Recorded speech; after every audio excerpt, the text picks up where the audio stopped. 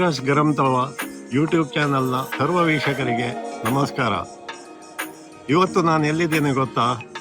ನಾನು ಶಿರ್ಸಿಯಿಂದ ಮುಂಡಗೋಡಿಗೆ ಹೋಗುವ ದಾರಿಯಲ್ಲಿ ಸಿಗುವ ಒಂದು ಸಣ್ಣ ಊರು ಪಾಳ, ಇಲ್ಲಿಗೆ ಬಂದಿದ್ದೇನೆ. ಈ ಪಾಳದಲ್ಲಿ ನಮ್ಮ ಸಂಬಂಧಿಗಳು ಉಲ್ಲಾಸ್ ಮತ್ತು ಆನಂದ್ ಪಾಲೇಕರ್ ಅವ್ರದ್ದು ಕುಟುಂಬದ್ದು ಮಾವಿನ ಫಾರ್ಮ್ ಇದೆ. ಅದನ್ನೊಮ್ಮೆ ಸಂದರ್ಶಿಸಿ ಹೋಗೋಣ, ವೀಕ್ಷಿಸಿ ಹೋಗೋಣ ಅಂತ ಬಂದಿದ್ದೇನೆ. ಈ ಮಾವಿನ ತೋಟ ಅವರ ತಂದೆಯವರ ಕಾಲದ್ದು, ಅವರ ಕುಟುಂಬದವರು ಸ್ಥಾಪಿಸಿದ್ದು. ಮಾವಿನ ಮರಗಳನ್ನೆಲ್ಲ ನೆಟ್ಟು ಪೋಷಿಸಿ ಇದನ್ನು ಒಂದು ಉತ್ತಮ ಮಟ್ಟಕ್ಕೆ ತಂದು ಇವತ್ತು ನಿಲ್ಲಿಸಿದ್ದಾರೆ.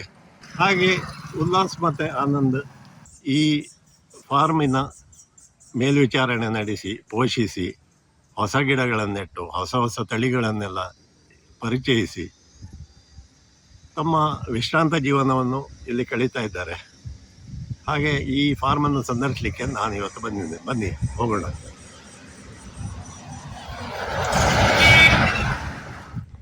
ಹನುಮಂತರಾವ್ ಪಾಲೇಕರ್ ಅಂತೇಳಿ ಅವರು ಸ್ಥಾಪಿಸಿದ ಅವರ ಕುಟುಂಬದ ಒಂದು ಮಾವಿನ ತೋಟ ಇದು. ಇವರು ಡಾಕ್ಟರ್ ಆನಂದ್ ಪಾಲೇಕರ್ ಮತ್ತು ಅವರ ಅಣ್ಣ ಉಲ್ಲಾಸ್ ಹನುಮಂತರಾವ್ ಪಾಲೇಕರ್.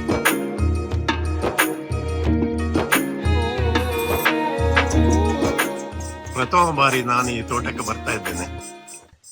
ಇವರು ಚಿಕ್ಕಂದಿನಲ್ಲಿ ಅವರ ತೋಟದ ಬಗ್ಗೆ ಸುಮಾರು ಸಾರಿ ನನಗೆ ಹೇಳಿದ್ದಾರೆ, ಅದರ ಬಗ್ಗೆ ವರ್ಣನೆ ಮಾಡಿದ್ದಾರೆ. ಆಗ ನನಗೊಂದು ಆಸೆ ಆಗೋದು, ಇವರ ತೋಟಕ್ಕೆ ಬಂದು ಮಾವಿನ ಮರ ಹತ್ತಿ ಈ ತಾಜಾ ಮಾವಿನ ಹಣ್ಣುಗಳನ್ನು ಕಿತ್ತು ಮರದ ಮೇಲೆ ಕುತ್ಕೊಂಡು ತಿನ್ಬೇಕಂತೇಳಿ. ಈಗ ಮರ ಹತ್ತಲಿಕ್ಕೆ ನನಗೆ ಅಷ್ಟು ಸಾಧ್ಯ ಇಲ್ಲ ಈ ಪ್ರಾಯದಲ್ಲಿ. ಆದರೆ ಮರದಿಂದ ಕಿತ್ತ ಹಣ್ಣುಗಳನ್ನು ಮತ್ತೆ ಕುತ್ಕೊಂಡು ತಿನ್ನುವ ಆ ವಿಷಯ ಬೇರೆ. ಆದರೆ ಇಲ್ಲಿಗೆ ಬಂದದ್ದು ನನಗೆ ಭಾಳ ಈಗ ಸಂತೋಷ. ಅವರಿಬ್ಬರು ನನ್ನ ಎದುರುಗೊಂಡ್ರು. ಹಾಗೆ ಅವರಿಬ್ಬರ ಬಗ್ಗೆ ಹೇಳಬೇಕಾದ್ರೆ ಡಾಕ್ಟರ್ ಶಿವರಾಮ್ ಕಾರಂತರ ಒಂದು ಪುಸ್ತಕ ನನಗೆ ಜ್ಞಾಪಕಕ್ಕೆ ಬಂತು, ಮರಳಿ ಮಣ್ಣಿಗೆ ಅಂತೇಳಿ. ಈ ಮರಳಿ ಮಣ್ಣಿಗೆ ಅಂದರೆ ಅರ್ಥ ಏನಂದರೆ, ನಾವು ಹುಟ್ಟಿ ಜನ್ಮ ಪಡೆದು ಬೆಳೆದ ನಮ್ಮ ನಾಡು, ನಮ್ಮ ಭೂಮಿ, ಅದನ್ನು ಬಿಟ್ಟು ನಾವು ನಮ್ಮ ಉದ್ಯೋಗ ನಿಮಿತ್ತ ಆಗಲಿ ಅಥವಾ ಬೇರೆ ಏನಾದರೂ ನಮ್ಮ ಕಾರಣಗಳಿಗೋಸ್ಕರ ನಾವು ಬೇರೆ ಕಡೆ ಹೋಗಿ ನೆಲೆಸ್ತೇವೆ. ಆದರೆ ಒಂದು ಪ್ರಾಯಕ್ಕೆ ಒಂದು ಹಂತಕ್ಕೆ ಬರುವಾಗ ಅದೇ ಮಣ್ಣು, ಅದೇ ನಮ್ಮ ನಾಡು, ಅದೇ ನಮ್ಮ ನೆಲ ನಮ್ಮನ್ನು ಬಾ ಅಂತ ಕರೀತದೆ. ಅದು ನಮ್ಮ ಮಣ್ಣಿನ ಗುಣ ಗೊತ್ತಿದ್ದವರಿಗೆ ಮಾತ್ರ ಗೊತ್ತಿದೆ ಅದರ ಬಗ್ಗೆ. ಮತ್ತು ಮಣ್ಣಿನೊಟ್ಟಿಗೆ ಬೆಳೆದವರಿಗೆ ನಮಗೆ ಅದರದ್ದು ಮಹತ್ವ ಗೊತ್ತಿದೆ.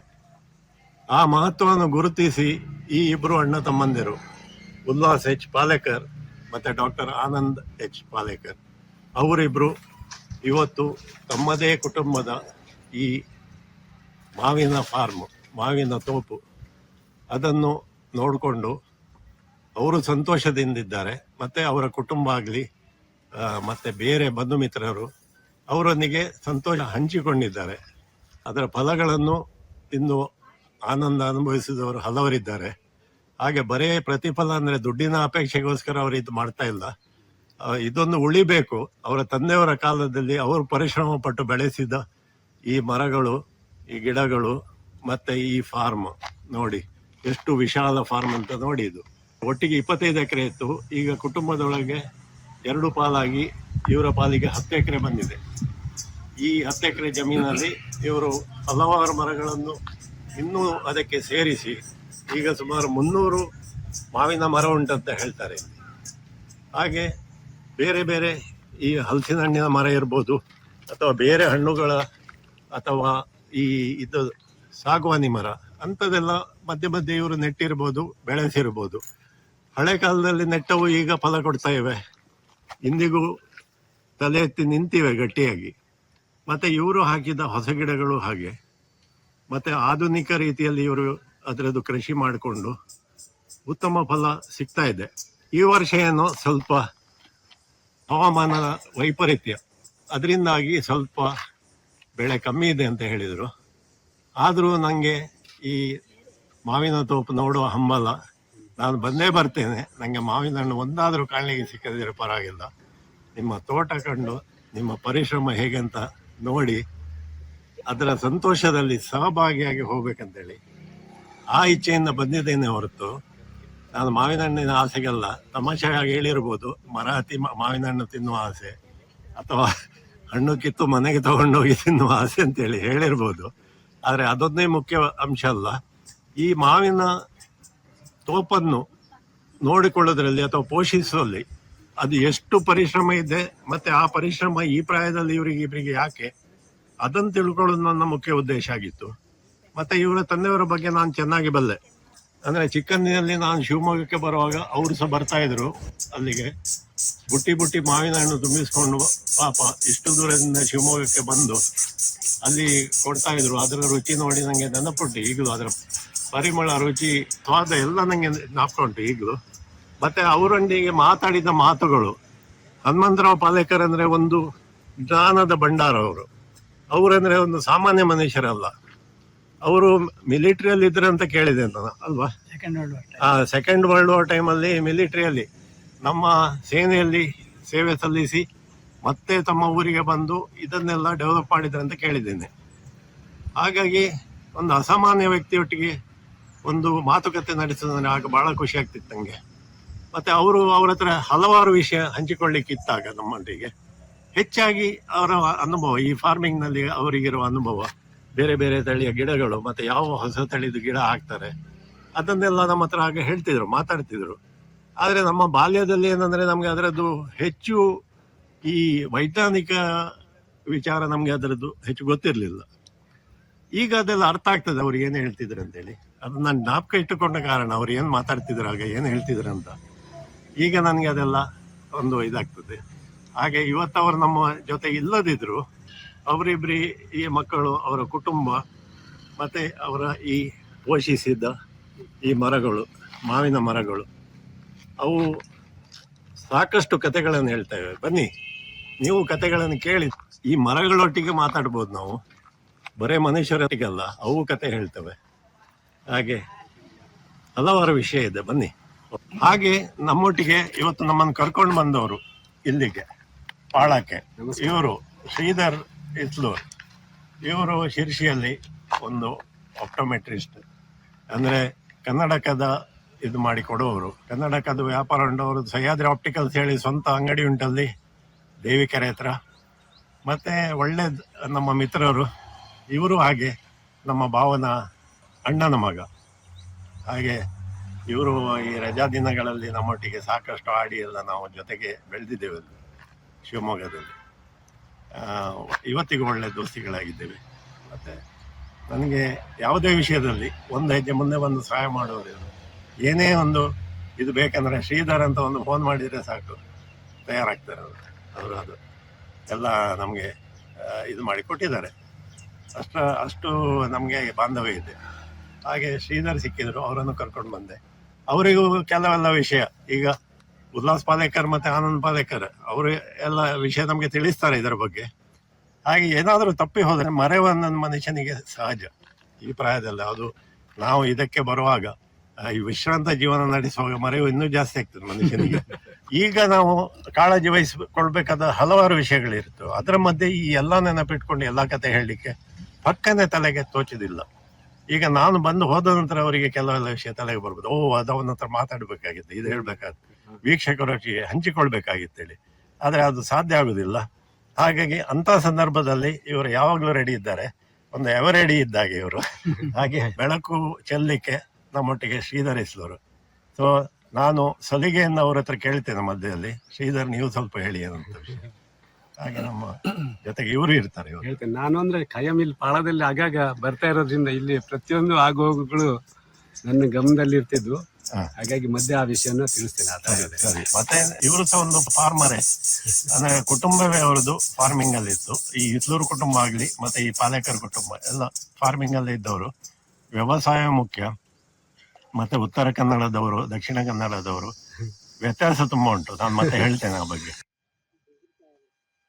ಇಷ್ಟು ದೊಡ್ಡ ಜಾಗ, ಇಷ್ಟೊಂದು ಮರಗಳು, ಮತ್ತೆ ಇಷ್ಟೊಂದು ವೈವಿಧ್ಯಗಳು, ಇವುಗಳನ್ನು ಒಂದು ನೋಡಿಕೊಂಡು ಅದರ ಆರೈಕೆ ಮಾಡಿ ಅದನ್ನು ನಿರ್ವಹಣೆ ಮಾಡುದಂದ್ರೆ ಸಾಧ್ಯ ಅಲ್ಲ. ಮಾಡ್ತಾ ಎಲ್ಲ ಕೆಲಸ ಮಾಡಿದ್ದಾರೆ ಈ ಅಣ್ಣ ತಮ್ಮಂದಿರು. ಎಷ್ಟೋ ಆವಿಷ್ಕಾರ ಎಲ್ಲ, ಎಷ್ಟೋ ಹೊಸ ಪದ್ಧತಿಗಳನ್ನು ತಂದಿದ್ದಾರೆ ಇಲ್ಲಿ.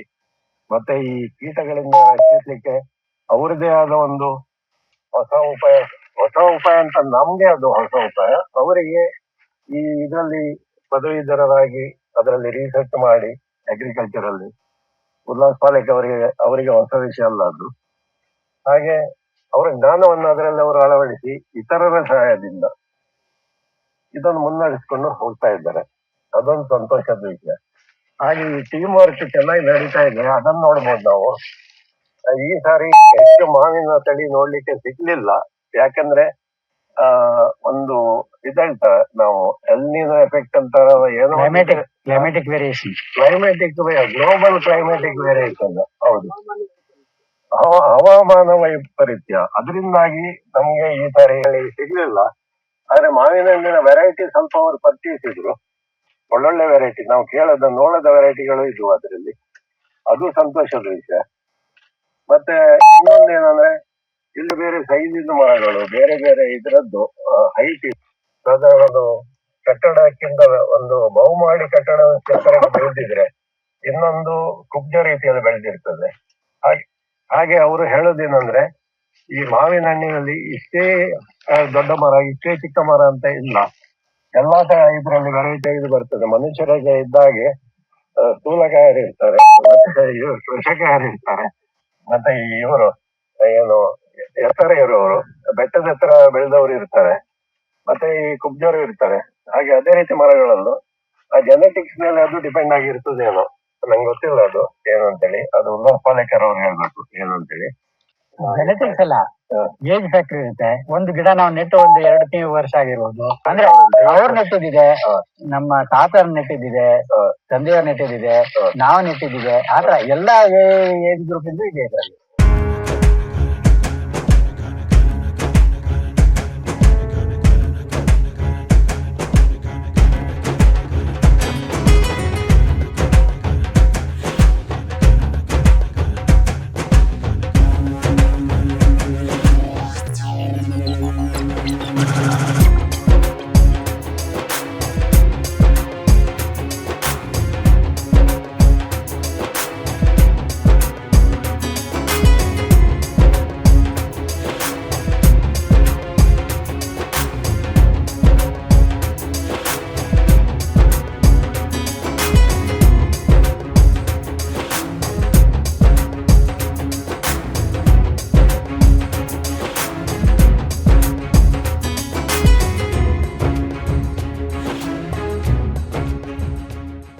ಇದ್ರ ಪೆಹರ್ಲ್ ಮಾವ್ ಅಂತ ಹೇಳಿ ಇಲ್ಲಿ ಲೋಕಲ್ ವೆರೈಟಿ ಇದು ನಮ್ದು.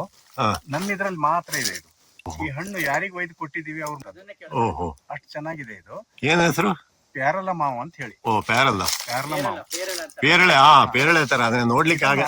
ಇದನ್ನ ಹೇಗ್ ಮಾಡ್ಬೋದಂದ್ರೆ, ಇದು ಹಣ್ಣಾಯ್ತಂದ್ರೆ ಹೀಗೆ ಮಾಡ್ಕೊಂಡು ನೀವು ಕೊಬ್ಬರಿಗೆ ಇಟ್ಕತ್ತರ ಇದ್ರದ್ದು ಕಾಳಪಾಡಿ ಅಂತ ಆ ಮಾವಿನ ಹಣ್ಣಿದ್ದು ಹಾಗೆ ಮಾಡ್ತೀವಿ. ಚಮಚ ಹಾಕೊಂಡು ತಿನ್ಬೋದು. ಊಟ ಒಳಗಿದ್ದು ಚಮಚ ಹಾಕೊಂಡು ಐಸ್ ಕ್ರೀಮ್ ತರ ತಿನ್ಬೋದು. ಅದು ನಾವು ಕಾಳಪಾಡಿ ಮಾವಿನ ಹಣ್ಣಿದ್ ಮಾಡ್ತೇವೆ, ಕಾಳಪಾಡಿ. ಆ ತರ ಆಗ್ತದೆ ಇದು. ಕಾಳಪಾಡಿ ಅದೇ ತರ ನಾವು ಅದಕ್ಕೊಂದು ಗಾಯ ಹಾಕೊಂಡು ಈಗ ಟ್ವಿಸ್ಟ್ ಮಾಡಿದ್ರೆ ರೈಟ್ ಎರಡು ಸೆಪರೇಟ್ ನಮ್ಮ ಮಿಸಸ್ ಮಾಡ್ತಾರೆ. ಅವ್ರು ಸೆಪರೇಟ್ ಆಗುತ್ತೆ. ನಮ್ಮ ಮಿಸಸ್ ಅವ್ರಿಗೆ ಕ್ರೆಡಿಟ್ ಕೊಡ್ಬೇಕು, ನನ್ನಲ್ಲ ಐಡಿಯಾ ಅದು, ಅವ್ರು ಕಲ್ತಿದ್ದು. ಬನ್ನಿ ಹೋಗೋಣ. ಸೊ ಇದು ನಿಮ್ದು ತೋಟ, ಇದು ಇವ್ರದ್ದು 10 ಎಕರೆನಾ? ಅಲ್ಲ, ಟೋಟಲ್ 25 ಎಕರೆ. ಟೋಟಲ್ 25 ಅಂತ ಕೇಳಿದೆ ನಾನು. ಚಿಕ್ಕಪ್ಪರಿಗೆ ಹಾಫ್ ಇದೆ, ನಮ್ದಿದೆ. ಹಾ, ಹೀಗೆ ಓ, ಅದು ಫ್ಯಾಮಿಲಿ ಪ್ರಾಪರ್ಟಿ. ಈಗ ನಿಮ್ಮ ಇದೆ 25 ಎಕರೆ. ನಿಮ್ಮ ತಂದೆಯವರ ಕಾಲದಲ್ಲಿ 25 ಎಕರೆ ಅವರು ಮಾಡಿದ್ದು, ಅದ್ರಲ್ಲಿ ಈಗ 10 ಎಕರೆ ನಿಮ್ಮ ಪಾಲಿಗೆ ಬಂದಿದೆ. ಹಾಗೆ 300 ಗಿಡ ಇದಾವೆ, ಓ, ಎಲ್ಲ ಏಜಿಂದ ಸೇರಿ 300 ಮಾವಿನ ಗಿಡಗಳು. ಮತ್ತೆ ಬೇರೆ ಹಲಸಿನ ಹಣ್ಣಿದು ಹಲಸಿಂದ ಒಂದು 7-8 ಗಿಡ ಇದಾವೆ. 7-8. ಆಮೇಲೆ ಒಂದು 10-12 ಕ್ಯಾಶ್ಯೂ ಅಂದ್ರೆ ನೀವು ಮಾರ್ಕೆಟ್ ಹಾಕೋದಕ್ಕೆ ನಿಮ್ಗೆ ಸಿಗುತ್ತಾ? ಅಷ್ಟು ಫಲ ಬರ್ತದೆ? ಬೀಜ ಮಾತ್ರ ಅಲ್ಲ, ಬೀಜ ಮಾತ್ರ ಅಲ್ಲ, ಹಣ್ಣು ಹೋಗುತ್ತಲ್ಲ. ಹಣ್ಣು ಹೋಗಲ್ಲ, ಇಲ್ಲಿ ಯಾರು ತಿನ್ನಲ್ಲ. ನಾವು ಇಷ್ಟು ಇದು ಮಾಡ್ಕೊಂಡು ಹಣ್ಣು ತೆಗೆದ್ರೆ ತಗೊಂಡೋಗಿ ಅಂದ್ರೆ ಯಾರು ತಗೊಂಡೋಗಿ. ನಮ್ಮೂರಲ್ಲಿ ನೋಡಿ ಅದಕ್ಕೆ ಒಳ್ಳೆ ಡಿಮಾಂಡ್. ಅಂದ್ರೆ ಗೇರು ಹಣ್ಣು ಅಂದ್ರೆ ಈಗ ರೇರ್ ಆಗಿದೆ ನಮ್ ಕಡೆ ಬರೋದು. ಬೀಜ ಬರುತ್ತೆ, ಎಳೆಗೇರು ಬೀಜ ಎಲ್ಲ ಬರುತ್ತೆ. ಇಲ್ಲಿ 2-3 ಬಹಳ ಟೇಸ್ಟ್ ಇದಾವೆ, ಹಾ, ಆದ್ರೆ ತಿನ್ನೋರಿಲ್ಲ, ತಿನ್ನೋರಿಲ್ಲ. ದನಕ್ಕೆ ಹಾಕುವಂತ ಅಲ್ಲ ನೀವು ನೋಡಿ, ಮೂಡುಬಿದಿರೆ ಸೋನ್ಸ್ ಫಾರ್ಮ್ ಅಲ್ಲಿ ಅವರು ಕ್ಯಾಶು ಫ್ರೂಟ್ ಇದ್ದು ಜ್ಯೂಸ್ ಮಾಡ್ತಾರೆ ವಿದೌಟ್ ಆಡಿಂಗ್ ಶುಗರ್. ಅದು ಪ್ಯಾಸ್ಚರೈಸ್ ಮಾಡಿಬಿಟ್ಟು ಅವರು ಮಾರ್ಕೆಟ್ ಮಾಡ್ತಾರೆ.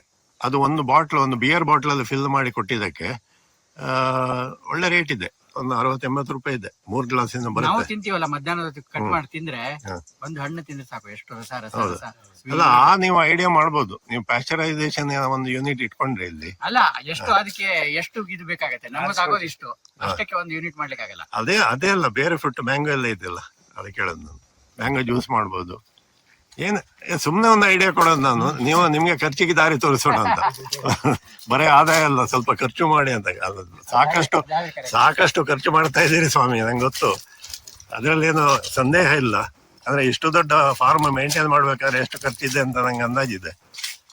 ಆಗ್ಲೇ ಹೇಳಿದೆ ನಾನು, ಇಬ್ರು ಸಾಕಾಗೋದಿಲ್ಲ, ಎಷ್ಟೋ ಇದರಲ್ಲಿ ಇದ್ದಿದ್ದೆ ಅಂತ. ಕಷ್ಟನೂ ಇದೆ, ಇನ್ವೆಸ್ಟ್ಮೆಂಟು ಅಷ್ಟೇ ಇದೆ, ರಿಸ್ಕ್ ಫ್ಯಾಕ್ಟರು ಇದೆ. ಮಾವಿನ ತೋಪಿನಲ್ಲಿ ನಡ್ಕೊಂಡು ಹೋಗುದಂದ್ರೆ ಇದೊಂದು ಬೇರೆ ಅನುಭವ. ಇದು ಎಲ್ಲ ನಾವು ಚಿಕ್ಕಂದಿನಲ್ಲಿ ಅನುಭವಿಸಿದಾರೆ. ಇಷ್ಟು ದೊಡ್ಡ ತೋಟದಲ್ಲೆಲ್ಲ ಹೋಗ್ಲಿಲ್ಲ ನಾವು. ಚಿಕ್ಕ ಚಿಕ್ಕ ಮಾವಿನ ತೋಪು ನೋಡಿದ್ದೇವೆ, ಬೇಕಾದಷ್ಟು ಆಡಿದ್ದೇವೆ, ಮರ ಹತ್ತಿ ನಾವು ಮಂಗಗಳ ಹಾಗೆ ಆಡುದಿತ್ತು. ಈ ಬೇಸಿಗೆಯಲ್ಲಿ ರಜಾ ದಿನಗಳಲ್ಲಿ ಇದೇ ಕೆಲಸ ನಮ್ದು. ಈಗ ಆ ಚಿಕ್ಕಂದಿನಿಂದ ನಮ್ಮ ಬಾಲ್ಯದ ನೆನಪು ಮರುಕಳಿಸಿ ಬರ್ತಾ ಇದೆ. ಈಗ ನಮ್ಮೊಟ್ಟಿಗೆ ಉಲ್ಲಾಸ್ ಪಾಲೇಕರ್, ಡಾಕ್ಟರ್ ಆನಂದ್ ಪಾಲೇಕರ್, ಮತ್ತು ನಮ್ಮ ಸವ್ಯಸಾಚಿ ಆಲ್ರೌಂಡರ್ ಶ್ರೀಧರ್ ಇಸ್ಲೂರ್ ಅವರಿದ್ದಾರೆ. ಈ ಮಾವಿನ ತೋಟದ ಬಗ್ಗೆ ಸ್ವಲ್ಪ ತಿಳ್ಕೊಳ್ಳುವ ಅಂತೇಳಿ. ಅಂದರೆ ನನಗೆ ಅವರು ಹಲವಾರು ವಿಷಯ ಹೇಳಿದ್ದಾರೆ, ವೀಕ್ಷಕರಿಗೆ ತಿಳಿಬೇಕು. ಬರೀ ನಾನು ಮನಸ್ಸಲ್ಲಿ ಇಟ್ಕೊಂಡು ನಾನು ಆನಂದ ಪಡೋದಲ್ಲ, ನೀವು ಆನಂದ ಪಡಿ, ಮತ್ತು ನಿಮಗೆ ಅದರದ್ದು ಸ್ವಲ್ಪ ಮಾಹಿತಿಯು ಸಿಕ್ಕಿದಾಗ ಆಗ್ತದೆ. ನಿಮ್ಮದೇ ಅನ್ನೋ ಒಂದು ಮಾವಿನ ತೋಪು ನೀವು ಸ್ಥಾಪಿಸಬೇಕು ಮತ್ತು ಅದರಲ್ಲಿ ಉನ್ನತಿ ಕಾಣಬೇಕು ಅಂತ ಆದರೆ ಇವರ ಮಾರ್ಗದರ್ಶನ ನಿಮಗೆ ಸಹಾಯಕವಾಗ್ತದೆ ಹೇಳಿ ನನ್ನ ನಂಬಿಕೆ. ನಾನು ಕೈ ಮುಗ್ದು ಹೇಳ್ತೇನೆ, ನನ್ನ ಕೈಲಿ ಇಂಥ ಕೆಲಸ ಸಾಧ್ಯ ಇಲ್ಲ. ಯಾಕೆಂದರೆ ನಾವು ಪಟ್ಟಣದಲ್ಲಿ ಬೆಳೆದವರು, ಇವರು ಹಳ್ಳಿಯಲ್ಲಿ ಹುಟ್ಟಿ ಬೆಳೆದು ಈ ಪರಿಸರದೊಟ್ಟಿಗಿದ್ದು ಮತ್ತೆ ಪಟ್ಟಣಕ್ಕೆ ಬಂದು ಉದ್ಯೋಗ ನಿಮಿತ್ತ ಬೇರೆ ನಿರ್ವಾಹ ಇಲ್ಲದೆ ಅವರ ಕುಟುಂಬ ಬೆಳೆಸಿ ಮತ್ತೆ ಮಕ್ಕಳು ಒಂದು ಸ್ಟೇಜಲ್ಲಿ ಮದುವೆಯಾಗಿ ಸೆಟ್ಲಾದರು. ಇನ್ನೂ ನಾವು ಸ್ವಲ್ಪ ನೆಮ್ಮದಿ ಜೀವನ ಮಾಡ್ಬೋದು, ನಮಗೆ ಖುಷಿ ಬಂದ ಹಾಗೆ ನಮ್ಮೂರಲ್ಲೇ ನಾವು ಜೀವನ ಮುಂದುವರಿಸ್ಬೋದನ್ನೋ ಒಂದು ದೃಢ ನಿರ್ಧಾರ ಕೈಗೊಂಡು ಇಬ್ಬರು ಅಣ್ಣ ತಮ್ಮಂದಿರು ಇಲ್ಲಿ ಬಂದು ತಮ್ಮ ಹೊಸ ಮನೆ ಕಟ್ಟಿಸಿಕೊಂಡು ಅದರಲ್ಲಿ ವಾಸ್ತವ್ಯ ಹೂಡಿ ಈ ತೋಟವನ್ನು ಅದ್ಭುತ ರೀತಿಯಲ್ಲಿ ಪೋಷಿಸಿ ಬೆಳೆಸಿಕೊಂಡು ಬಂದಿದ್ದಾರೆ. ಹಾಗೆ ಇದಕ್ಕೆ ಪ್ರೇರೇಪಣೆ ಏನು ಅಂತ ಮೊದಲು ನಾನು ತಿಳ್ಕೊಳ್ಳಿಕ್ಕೆ ಬಯಸ್ತೇನೆ. ಹಾಗೆ ಉಲ್ಲಾಸ್, ಈಗ ನೀವು ಒಂದು ಕೃಷಿ ವಿಶ್ವವಿದ್ಯಾನಿಲಯ ಧಾರವಾಡದಲ್ಲಿ ಪದವೀಧರನಾಗಿ EID ಪ್ಯಾರಿ ಕಂಪನಿಯಲ್ಲಿ ಹಲವಾರು ವರ್ಷ ಇದ್ರಿ. ಮತ್ತೆ ಯಾವ ಕಂಪನಿ? ಮೊನ್ಸೆಂಟೋ, ಜುವಾರಿ. ಇದರಲ್ಲಿ ಈ ಫೀಲ್ಡಲ್ಲಿ ನೀವು ಎಷ್ಟೆಲ್ಲ ಪರಿಣಿತಿ ಹೊಂದಿದ್ದೀರಿ ಅಂದರೆ ಎಲ್ಲ ಹೇಳೋದು ಸವಿಸ್ತಾರವಾಗಿ ಬೇಡ. ಈಗ ನಿಮಗೆ ನಿಮ್ಮ ಇದಕ್ಕೆ ಮತ್ತು ನಿಮ್ಮ ಈಗ ಈ ಫಾರ್ಮ್ ನಡೆಸಲಿಕ್ಕೆ ಅದು ಖಂಡಿತ ಸಹಾಯಕ ಅಂತ ನಮ್ಗೆ ಗೊತ್ತುಂಟು. ಆದರೆ ಬೇರೆ ಪ್ರೇರೇಪಣೆಯೂ ಇರ್ತದೆ ಇದನ್ನು ನಡೆಸಲಿಕ್ಕೆ. ಮರಳಿ ಮಣ್ಣಿಗೆ ಅನ್ನೋ ವಿಷಯವೊಂದು ಮುಖ್ಯ. ಮತ್ತು ನಿಮಗಾಗಿ ಹೇಗೆ ಇದು ಬರ್ತದೆ, ಏನಾದರೂ ಕಾಂಪಿಟೀಷನ್ ಇತ್ತಾ ಯಾರೊಟ್ಟಿಗಾದರೂ, ಅಥವಾ ನಿಮ್ಮದೇ ಮನಸ್ಸು ಹೇಳ್ತಾ ನಮ್ಮ ಹಿರಿಯರ ಭೂಮಿಯನ್ನು ನಾವು ಇನ್ನು ಪೋಷಿಸ್ಕೊಂಡು ಹೋಗ್ಬೇಕಂತೇಳಿ. ಹಾಗೆ ಅದೊಂದು ನಿಮ್ಮ ಅನಿಸಿಕೆಗಳನ್ನು ಸ್ವಲ್ಪ ಹೇಳ್ಬೋದು. ನಾವು ಚಿಕ್ಕವರಿದ್ದಾಗ, ಇನ್ನೂ ಒಂದು 50-60 ವರ್ಷದ ಹಿಂದಿನ ಕಾಲದಿಂದನು ಅವರು ಏನ್ ಮಾಡೋರಂದ್ರೆ, ಪ್ರತಿ ವರ್ಷ ಬೆಂಗಳೂರಿಗೆ ಹೋಗ್ಬಿಟ್ಟು ಅಲ್ಲಿ ನರ್ಸರಿಯಿಂದ ಒಂದು ಲೋಡ್ ತುಂಬಾ ಗ್ರಾಫ್ ತಗೊಂಡ್ ಬರ್ತಿದ್ರು. ನಮ್ಮ ತೋಟದಲ್ಲಿ ನೆಟ್ ಬಿಟ್ಟು ಬೇರೆಯವ್ರಿಗೂ ಈ ಊರಿನಲ್ಲಿ ಪಾಳ ಊರಿನ ಸುತ್ತಮುತ್ತಲು ಜನರಿಗೆ ಕರೆದ್ಬಿಟ್ಟು, ಒಬ್ಬರಿಗೆ ಕರೆದ್ಬಿಟ್ಟು ನೀನ್ ತಗೊಂಡೋಗಿ ನೆಡು ಅಂತೇಳಿ ಈ ತರ. ಅಂದ್ರೆ ಆಗ ಏನಂದ್ರೆ ಇಲ್ಲಿ ಸಾಗುವಳಿ ಅಂದ್ರೆ ಮೇನ್ ಭತ್ತ. ಹಾಗೆ ಅದರಲ್ಲಿ ಹೆಚ್ಚು ಆದಾಯ ಬರ್ತಿರ್ಲಿಲ್ಲ ಅಂತೇಳಿ ಅವರು ಊರಿನವರು ಸ್ವಲ್ಪ ಇದಾಗ್ಲಿ, ಅಭಿವೃದ್ಧಿ ಹೊಂದಲಿ ಅಂತೇಳಿ ಅಲ್ವಾ. ಆದರೆ ಅವರ ಕಾಲದಲ್ಲಿ ನೀವು ಅದನ್ನ ನೋಡ್ಕೊಂಡು ಅಲ್ಲ ಅವಾಗ ಏನ್ ಮಾಡ್ತಿದ್ರೆ ಅವಾಗ ಬೋರ್ವೆಲ್ ಎಲ್ಲ ಇರ್ತಿದ್ದಿಲ್ಲ, ನೀರ್ ಇರ್ತಿದ್ದಿಲ್ಲ. ಮಳೆಗಾಲದಲ್ಲಿ ಈ ಮಳೆಗಾಲದ ಇದರಿಂದ ಗಿಡ ಬೆಳೆದಿದ್ದು. ಬೇಸಿಗೆ ಬಂದ್ಮೇಲೆ ಇಲ್ಲಿ ನಮ್ಮ ಊರಿನ ಕೆರೆ ಇದೆ, ಆ ಕೆರೆನಲ್ಲಿ ಎತ್ತಿನ ಗಾಡಿನಲ್ಲಿ ಡ್ರಮ್ ಇಟ್ಕೊಂಡು ಅದ್ರಲ್ಲಿ ನೀರು ತುಂಬಿಸ್ಕೊಂಡು ಇಲ್ಲಿ ಗಾಡಿ ತಗೊಂಡ್ ಬಂದು ಪ್ರತಿ ಗಿಡದ ಹತ್ರ ನಿಲ್ಲಿಸ್ಬಿಟ್ಟು ಕೊಡದಲ್ಲಿ ನೀರ್ ಹಾಕೋದು ವಾರಕ್ಕೊಂದ್ಸಲ. ಈ ತರ ಮಾಡಿ ಅವರು ನನ್ನ ಚಿಕ್ಕಪ್ಪ, ನಾವು ಅವ್ರಿಗೆ ಹೆಲ್ಪ್ ಮಾಡ್ತಿದ್ವಿ ಮಕ್ಕಳೆಲ್ಲ. ಆ ತರ ಮಾಡ್ಕೊಂಡು ಈ ಗಿಡ ಬೆಳೆಸಿದ್ದು ನೋಡಿ.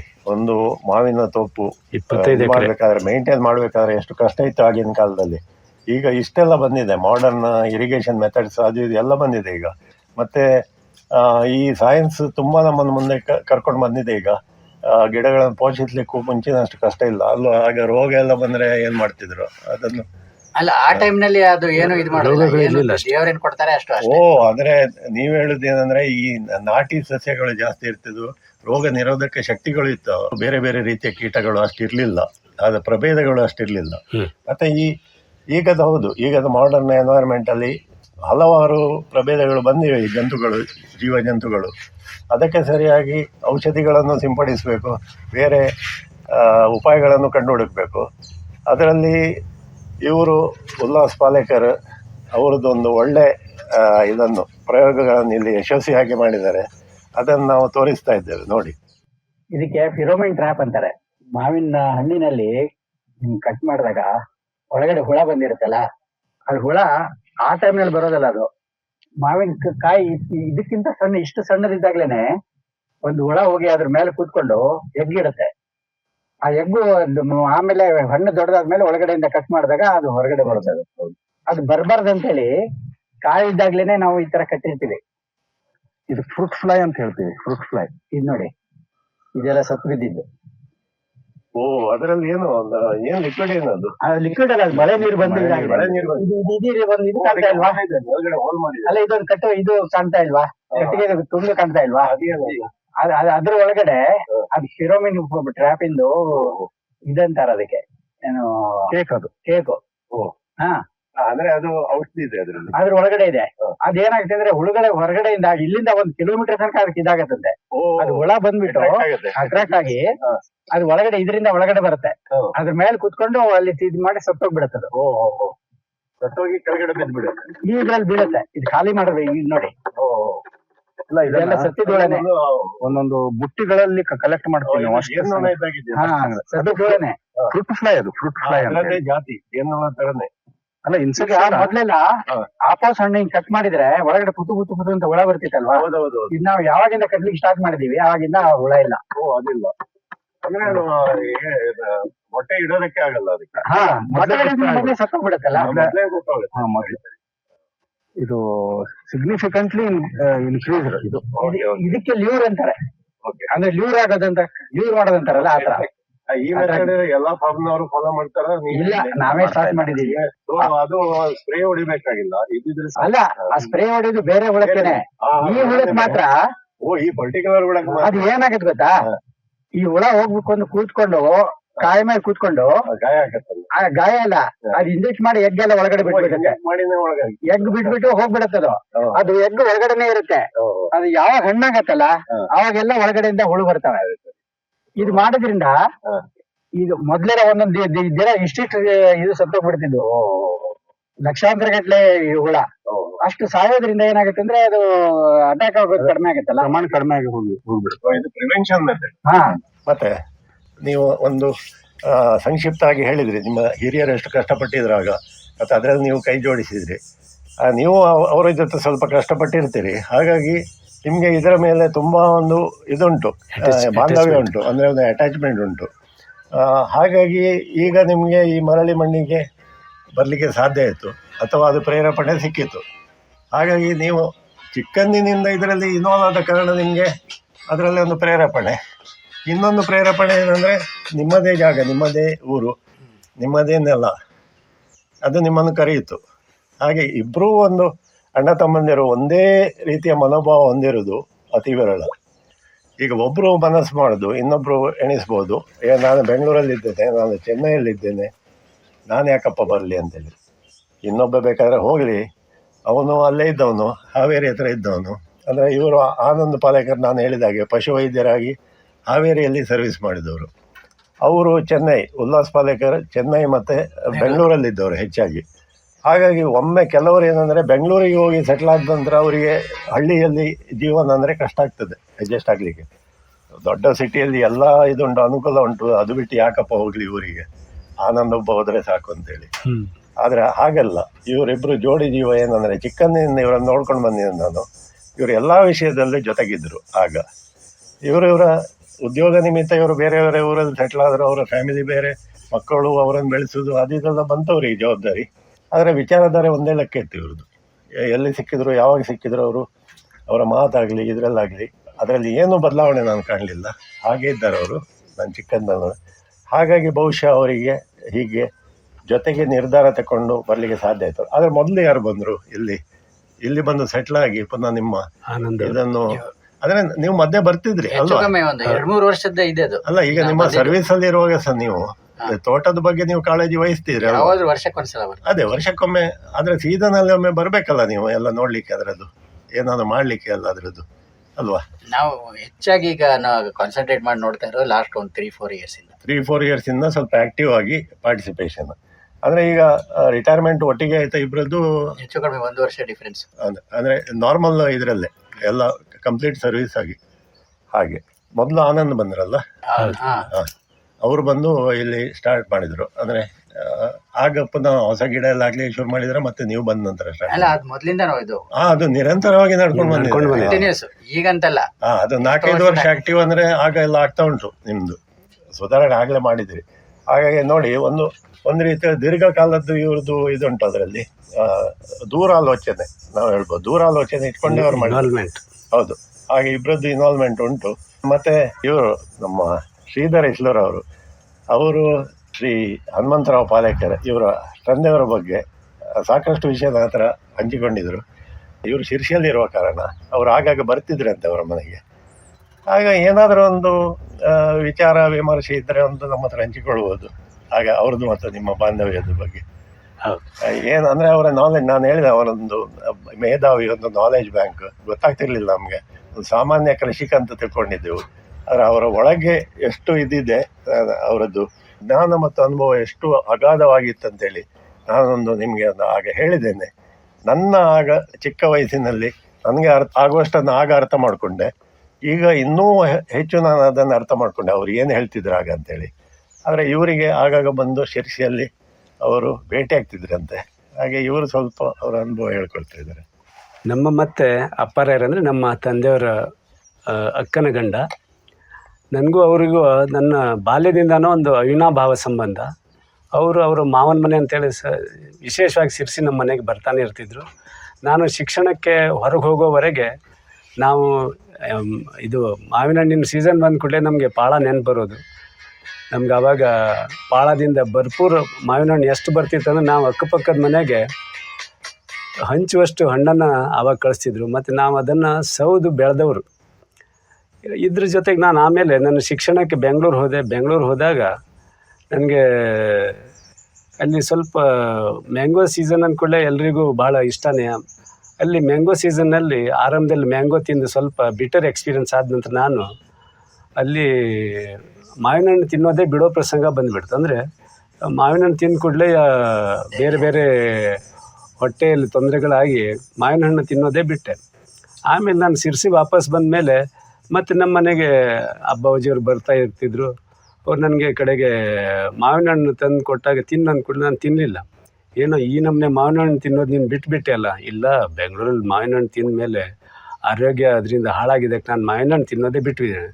ಆವಾಗ ಅವ್ರು ಹೇಳಿದ್ರು, ನೀನು ನಾನು ಕೊಟ್ಟ ಮಾವಿನ ಹಣ್ಣು ತಿಂದು ಏನಾರು ಆದರೆ ನಾನು ಅದಕ್ಕೆ ಗ್ಯಾರಂಟಿ, ಇವತ್ತು ನೀನು ಮಾವಿನ ಹಣ್ಣು ತಿನ್ನಲೇಬೇಕಂತೇಳಿ ನನಗೆ ಆ ದಿನ ಒಂದು ಡಜನ್ ಮೇಲೆ ಮಾವಿನ ಹಣ್ಣು ತಿನ್ನಿಸಿದ್ರು ಅವರು. ವಿಶೇಷ ಅಂದರೆ ನನಗೆ ಒಂದು ಚೂರು ಅದರಿಂದ ಏನೂ ಒಂದು ಆರೋಗ್ಯದಲ್ಲಿ ಏರ್ಪೇರಾಗಲಿಲ್ಲ. ಆನಂತರ ನನಗೆ ಅವ್ರು ಹೇಳಿದರು, ನೋಡಿ, ಯಾವುದೇ ಮಾವಿನ ಹಣ್ಣನ್ನು ಮರದ ಮೇಲೆ ಪಕ್ವವಾದ ದಿನ ತೆಗಿಬಾರ್ದು. ಈಗಿನ ಈ ಕಮರ್ಷಿಯಲ್ ಇದರಲ್ಲಿ ಎಲ್ಲ ಏನು ಮಾಡ್ತಾರೆ, ಹಣ್ಣನ್ನು ಕಾಯಿ ಇರೋ ಟೈಮಲ್ಲೇ ತೆಗೆದು ಅದಕ್ಕೆ ಪೌಡ್ರಾಗಿ ಹಣ್ಣು ಮಾಡಿ ತಿಂತಾರೆ. ಅದು ಭಾಳ ಹಾಳು. ಮತ್ತು ಒಳ್ಳೆ ಪಕ್ವಾದ ಹಣ್ಣು ಆರೋಗ್ಯಕ್ಕೆ ಭಾಳ ಒಳ್ಳೆಯದು ಅಂತೇಳಿ ಇದ್ರ ಜೊತೆಗೆ ನಾನು ಅವ್ರಿಗೆ ಕೇಳಿದೆ, ನೀವು ಇಷ್ಟೆಲ್ಲ ದೊಡ್ಡ ಮಾವಿನ ಪ್ಲಾಟ್ ಇಡೀ ನಮ್ಮ ಜಿಲ್ಲೆಯಲ್ಲಿ ಎಲ್ಲೂ ಇಲ್ಲ, 25 ಎಕರೆ ಅವರು 50 ವರ್ಷದ ಹಿಂದೆ ಬೆಳೆಸಿದ್ದ ಪ್ಲಾಟ್ ಇದು, ಇಷ್ಟು ದೊಡ್ಡ ಪ್ಲಾಟ್ ಎಲ್ಲೂ ಇಲ್ವಲ್ಲ ಅಂಥೇಳಿ ನಾನು ಅವ್ರಿಗೆ ಹಿಂದೆ ಕೇಳಿದ್ದೆ. ಆವಾಗ ಅವ್ರು ಹೇಳಿದರು, ತಾನು ಮಿಲ್ಟಲ್ಲಿದ್ದಾಗ ಬರ್ಮಾದಲ್ಲಿದ್ದೆ, ಬರ್ಮಾದ ಒಂದು ಗ್ರಾಮದಲ್ಲಿ ನಾನಿದ್ದಾಗ ಅಲ್ಲಿ ವಾತಾವರಣ ನಮ್ಮ ಈ ಉತ್ತರ ಕನ್ನಡದ ವಾತಾವರಣ ಟೈಪೇ ಇತ್ತು, ಆದರೆ ಅಲ್ಲಿ ಮುಖ್ಯ ಬೆಳೆ ಮಾವಿನ ಹಣ್ಣಾಗಿತ್ತು. ನಾನು ಹಾಗಾಗಿ ಊರಿಗೆ ವಾಪಸ್ ಬಂದಮೇಲೆ ಮಾವಿನ ಹಣ್ಣು ಯಾಕೆ ಹಾಕಬಾರ್ದು ಅಂತೇಳಿ ಮಾವಿನ ಹಣ್ಣಿನ ಒಂದು ಸಣ್ಣ ಪ್ರಯೋಗ ಮಾಡಿದೆ. ಅದ್ರಲ್ಲಿ ನನಗೆ ಯಶಸ್ಸು ಕಂಡಿದ್ದಕ್ಕೆ ನಾನು ಒಂದು ದೊಡ್ಡ ಪ್ರಮಾಣದಲ್ಲಿ ನನ್ನ ಪಾಳು ಬಿದ್ದ ಜಾಗದಲ್ಲಿ ಮಾವಿನ ಹಣ್ಣು ಹಾಕಿದೆ ಮತ್ತು ಅದರಲ್ಲಿ ಯಶಸ್ಸು ಕಂಡೆ ಅಂತೇಳಿ ಹೇಳಿದರು. ಆದರೆ ಅವರು ಅದನ್ನು ನಿರ್ವಹಣೆ ಮಾಡಿದ್ದು ಕೇಳಿ ಮಾತ್ರ ನನಗೆ ಭಾಳ ಆಶ್ಚರ್ಯ ಆಯಿತು. ಯಾಕಂದರೆ ಆವಾಗ ಪಂಪ್ ಸೆಟ್ಟು, ಕರೆಂಟಿನ ವ್ಯವಸ್ಥೆ ಎಲ್ಲ ಇರಲಿಲ್ಲ. ಅವರು ಮತ್ತು ಅವ್ರ ತಮ್ಮ ಮತ್ತು ಅವರ ಮಕ್ಕಳು ಎಲ್ಲ ಸೇರಿ ವಾರದಲ್ಲಿ ಒಂದು ದಿನ ಇಲ್ಲಿಂದ ಸುಮಾರು 1 ಕಿಲೋಮೀಟ್ರಷ್ಟು ದೂರಕ್ಕೆ ಇದರಲ್ಲಿ ಇದು ಡ್ರಮ್ನಲ್ಲಿ ನೀರನ್ನು ತಂದು ಕೆರೆಯಿಂದ ನೀರು ತಂದು ಪ್ರತಿ ಗಿಡಕ್ಕೆ ಹಾಕಬೇಕಿತ್ತಂತೆ. ಎಲ್ಲಾದರೂ ಭಾಳ ಉರಿ ಬಿಸ್ತಿದ್ರೆ ವಾರದಲ್ಲಿ 2 ದಿನವೂ ಹಾಕಬೇಕಾಗ್ತಿತ್ತಂತೆ. 2 ದಿನ ಹಾಕಬೇಕಾದ್ರೆ ಹರೋಹರ ಅಂದರೆ ಜೀವಕ್ಕಷ್ಟು ಆಯಾಸಾಗ್ತಿತ್ತು. ಆದರೆ ನಾವು ಇದನ್ನು ಹಿಡಿದ ಹಠವನ್ನು ಬಿಡಬಾರ್ದು. ಅದನ್ನು ಛಲ ಹಿಡಿದ ವಿಕ್ರಮ ಹೇಗೆ ಛಲದಿಂದ ಒಂದು ಇದು ಮಾಡಿದೆ, ಅದೇ ಥರ ಅದು ಛಲದಿಂದ ಒಂದು ಮಾಡಿ ಬೆಳೆಸಿ ಜನರಿಗೆ ತೋರಿಸ್ಲೇಬೇಕು ಅನ್ನಲಿಕ್ಕೆ ತಾನೊಂದು ಮಾಡಿದೆ. ಮತ್ತು ಈಗ ವಿಶೇಷ ಅಂದರೆ ಇಡೀ ನಮ್ಮ ಕರ್ನಾಟಕ ರಾಜ್ಯದಲ್ಲಿ ಅತಿ ಹೆಚ್ಚು ಮಾವು ಉತ್ಪಾದನೆಯಾಗಿ ಹೊರಗಡೆಗೆ ರಫ್ತಾಗುವಂಥದ್ದು ಉತ್ತರ ಕನ್ನಡ ಜಿಲ್ಲೆಗೆ. ಇದಕ್ಕೆ ಮೂಲ ಕಾರಣೀಕರ್ತರು ನಮ್ಮ ಅಪ್ಪ ಬಾವಾಜಿ. ಅವರು ಇಲ್ಲದೆ ನಮ್ಮ ಉತ್ತರ ಕನ್ನಡಕ್ಕೆ ಈ ದೊಡ್ಡ ಪ್ರಮಾಣದಲ್ಲಿ ಮಾವು ಬೆಳೆಸಲಿಕ್ಕೆ ಯಾರಿಗೂ ಅಷ್ಟು ದೂರದೃಷ್ಟಿ ಇರಲಿಲ್ಲ ಯಾರಿಗೂ. ಮತ್ತೆ ಅಭಿವೃದ್ಧಿ ಹೊಂದಲಿಕ್ಕೆ ವಿಶೇಷ ಅಂದರೆ ಇಲ್ಲಿ ಅಕ್ಕಪಕ್ಕದ ಇದು ಮುಂಡಗೋಡು ತಾಲೂಕು ಆಯಿತು, ಪಕ್ಕಕ್ಕೆ ಹಾನಗಲ್, ಹಾವೇರಿ ಕಡೆಗೆ ಈ ಕಡೆ ಸೊರಬ, ಈ ರೀಜನಲ್ಲೆಲ್ಲ ಇದೊಂದು ಮ್ಯಾಂಗೋ ಬೆಲ್ಟಾಗಿ ಪರಿವರ್ತನೆ ಮಾಡಲಿಕ್ಕೆ ಇವ್ರದ್ದು ದೊಡ್ಡ ಯೋಗದಾನ ಇರೋದೇ ನಮ್ಮ ಅಪ್ಪರಾರ್ದಂತ ನಾವು ಹೇಳ್ಬೋದು. ಮತ್ತು ಅವ್ರದ್ದು ಒಂದು ಅಂದರೆ ದೊಡ್ಡ ಗುಣ ಅಂದರೆ ತಾನು ಒಳ್ಳೇದಾಗದೆಯೇ ತನ್ನ ಅಕ್ಕಪಕ್ಕದವ್ರು ಎಲ್ಲರಿಗೂ ಒಂದು ಒಳ್ಳೆಯ ಅಭಿವೃದ್ಧಿ ಆಗಬೇಕು ಅನ್ನೋದೊಂದು ದೊಡ್ಡದೊಂದು ಅವ್ರದ್ದು ಧ್ಯೇಯ ಆಗಿತ್ತು. ಅದೇ ಥರ ಅವ್ರು ನಡ್ಕೊಂಡಿದ್ದಾರೆ. ಮತ್ತು ಪ್ರತಿಯೊಬ್ಬರಿಗೂ ಅವರು ನಾನು ತಿಳ್ಕೊಂಡಾಗೆ ಅವರಿಗೆ ಅಕ್ಕಪಕ್ಕದ ಎಲ್ಲ ಗ್ರಾಮದವರು, ಅಪರರೇ ನಮ್ಮ ಜಮೀನಿಗೆ ಯಾವ ಬರ್ತೀರಿ, ನನಗೊಂದು ಇದನ್ನು ಪ್ಲ್ಯಾನ್ ಮಾಡಿಕೊಡಿ, ಒಂದು ಪೈಸಾ ತೊಗೊಳ್ದೆ ಅವ್ರ ಜಾಗಕ್ಕೆ ಹೋಗಿ ಅವರಿಗೆ ಮಾರ್ಗದರ್ಶನ ಕೊಟ್ಟು ಅವರ ಮ್ಯಾಂಗೋ ಪ್ಲಾಟ್ಗಳನ್ನು ಒಳ್ಳೆ ರೀತಿಯಲ್ಲಿ ಬೆಳವಣಿಗೆ ಆಗುವಂಗೆ ಅವ್ರಿಗೆ ಮಾರ್ಗದರ್ಶನ ಕೊಟ್ಟು ಈಗ ಇಲ್ಲೆಲ್ಲ ದೊಡ್ಡ ಮ್ಯಾಂಗೋ ಬೆಲ್ಟ್ ಆಗಲಿಕ್ಕೆ ಇವರು ಎಷ್ಟು ಪ್ಲಾಟ್ಗಳಿಗೆ ಇರೋ 100 ಅಕ್ಕಪಕ್ಕದ ಎಲ್ಲ ಪ್ಲಾಟ್ಗಳಿಗೆ ಓಡಾಡಿ ಅವ್ರಿಗೆ ಮಾರ್ಗದರ್ಶನ ಕೊಟ್ಟವ್ರು ಅವರು. ಹಾಗೆ ಅಪ್ಪಾರಾವ್ ಪಾಲೇಕರ್ ಅವರ ತೋಟ ತುಂಬ ಫೇಮಸ್, ಅವರು ಫೇಮಸ್. ಅವರ ಬಗ್ಗೆ ಹಲವಾರು ಇದನ್ನು ಬರೆದಿದ್ದಾರೆ, ಅಂದರೆ ಲೇಖನಗಳು ಬಂದಿವೆ. ಒಂದು ಯಾವುದೋ ಪುಸ್ತಕದಲ್ಲಿ ಅವರ ವಿಷಯ ಉಲ್ಲೇಖ ಉಂಟಂತ ಹೇಳಿದ್ರೆ ಅಲ್ವಾ ಆನಂದ್? ಅದು ಯಾರು ಬರ್ದ? ಶಿವಾನಂದ ಕಳ್ವೆ ಅವರು ಬರೆದಂತ ಶಿವಾನಂದ ಕಳ್ವೆ ಅಲ್ವಾ? ಅದನ್ನು ನಾನು ವೀಕ್ಷಕರಿಗೆ, ಹೌದು, ಅದರ ಆ ಪುಸ್ತಕದ ಬಗ್ಗೆ ಸ್ವಲ್ಪ ವೀಕ್ಷಕರಿಗೆ ನಾನು ತೋರಿಸ್ತೇನೆ ಏನಂತೇಳಿ.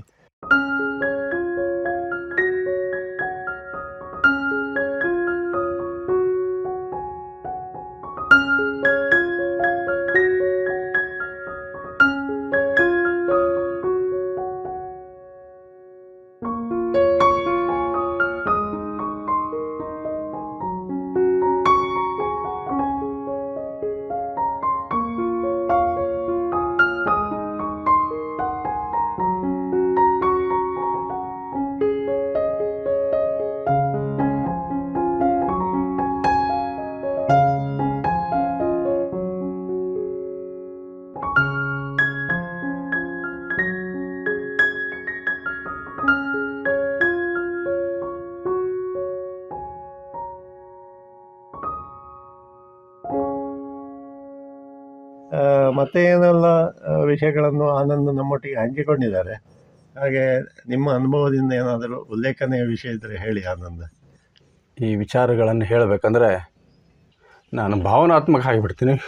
ಯಾಕಂದರೆ ಜೀವನ ಅಂದರೆ ಭೂಮಿ ತಾಯಿಯ ಸಂರಕ್ಷಣೆ. ಈ ವಿಚಾರ ನಮ್ಮ ತಂದೆಯವ್ರದ್ದು ಇತ್ತು. ಅದನ್ನು ಆ ಪರಂಪರೆಯನ್ನು ಮುಂದುವರಿಸೋದು ನಮ್ಮಲ್ಲೂ ಕೂಡ ಅದೇ ಒಂದು ಉತ್ಕಟವಾದ ಒಂದು ಡ್ರೈವ್ ಅಂತೀವಲ್ಲ, ಆ ಥರ ಬಂದಿದೆ. ಅದು ನಾವು ಹುಟ್ಟಿ ಬೆಳೆದಿದ್ದೇ ಈ ಗ್ರಾಮದಲ್ಲಿ. ಗ್ರಾಮೀಣ ಜೀವನ ಅನ್ನೋದು ನಮ್ಮ ಇದರಲ್ಲಿ ಹಾಸೊಕ್ಕಾಗಿ ಹೋಗಿದೆ. ಇಲ್ಲಿಯ ಪ್ರತಿಯೊಂದು ಕಷ್ಟ ಕಾರ್ಪಣ್ಯಗಳನ್ನು ನೋಡಿದ್ದೀವಿ, ಅನುಭವಿಸಿದ್ದೀವಿ. ಯಾಕಂದರೆ ನಾವು ಚಿಕ್ಕಂದಿರು ಇದ್ದಾಗಲೇ ಕೃಷಿ ಕೆಲಸಕ್ಕೆ ತೊಡ್ಕೊಂಡಿದ್ದೀವಿ. ಚಿಕ್ಕ ಮಕ್ಕಳು ಅನ್ನೋ ಪ್ರಜ್ಞೆ ಬಂದ ಕ್ಷಣದಿಂದನೇ ಕೃಷಿ ಇದರಲ್ಲಿ ಅದರ ಕಷ್ಟಗಳು ಏನು, ಅದರ ಇದು ಏನು ಅನ್ನೋದು ನನಗೆ ಸಂಪೂರ್ಣವಾಗಿ ಮನದಟ್ಟಾಗಿದೆ. ಆ ಒಂದು ಇದರಲ್ಲಿ ಜೀವನ ಕ್ರಮವನ್ನು ನಮ್ಮ ಅಳವಡಿಸ್ಕೊಂಡಿದ್ದಿದೆಯಲ್ಲ, ಇವತ್ತಿನವರೆಗೂ ಅದು ನನ್ನಲ್ಲಿ ಜೀವಂತವಾಗಿದೆ.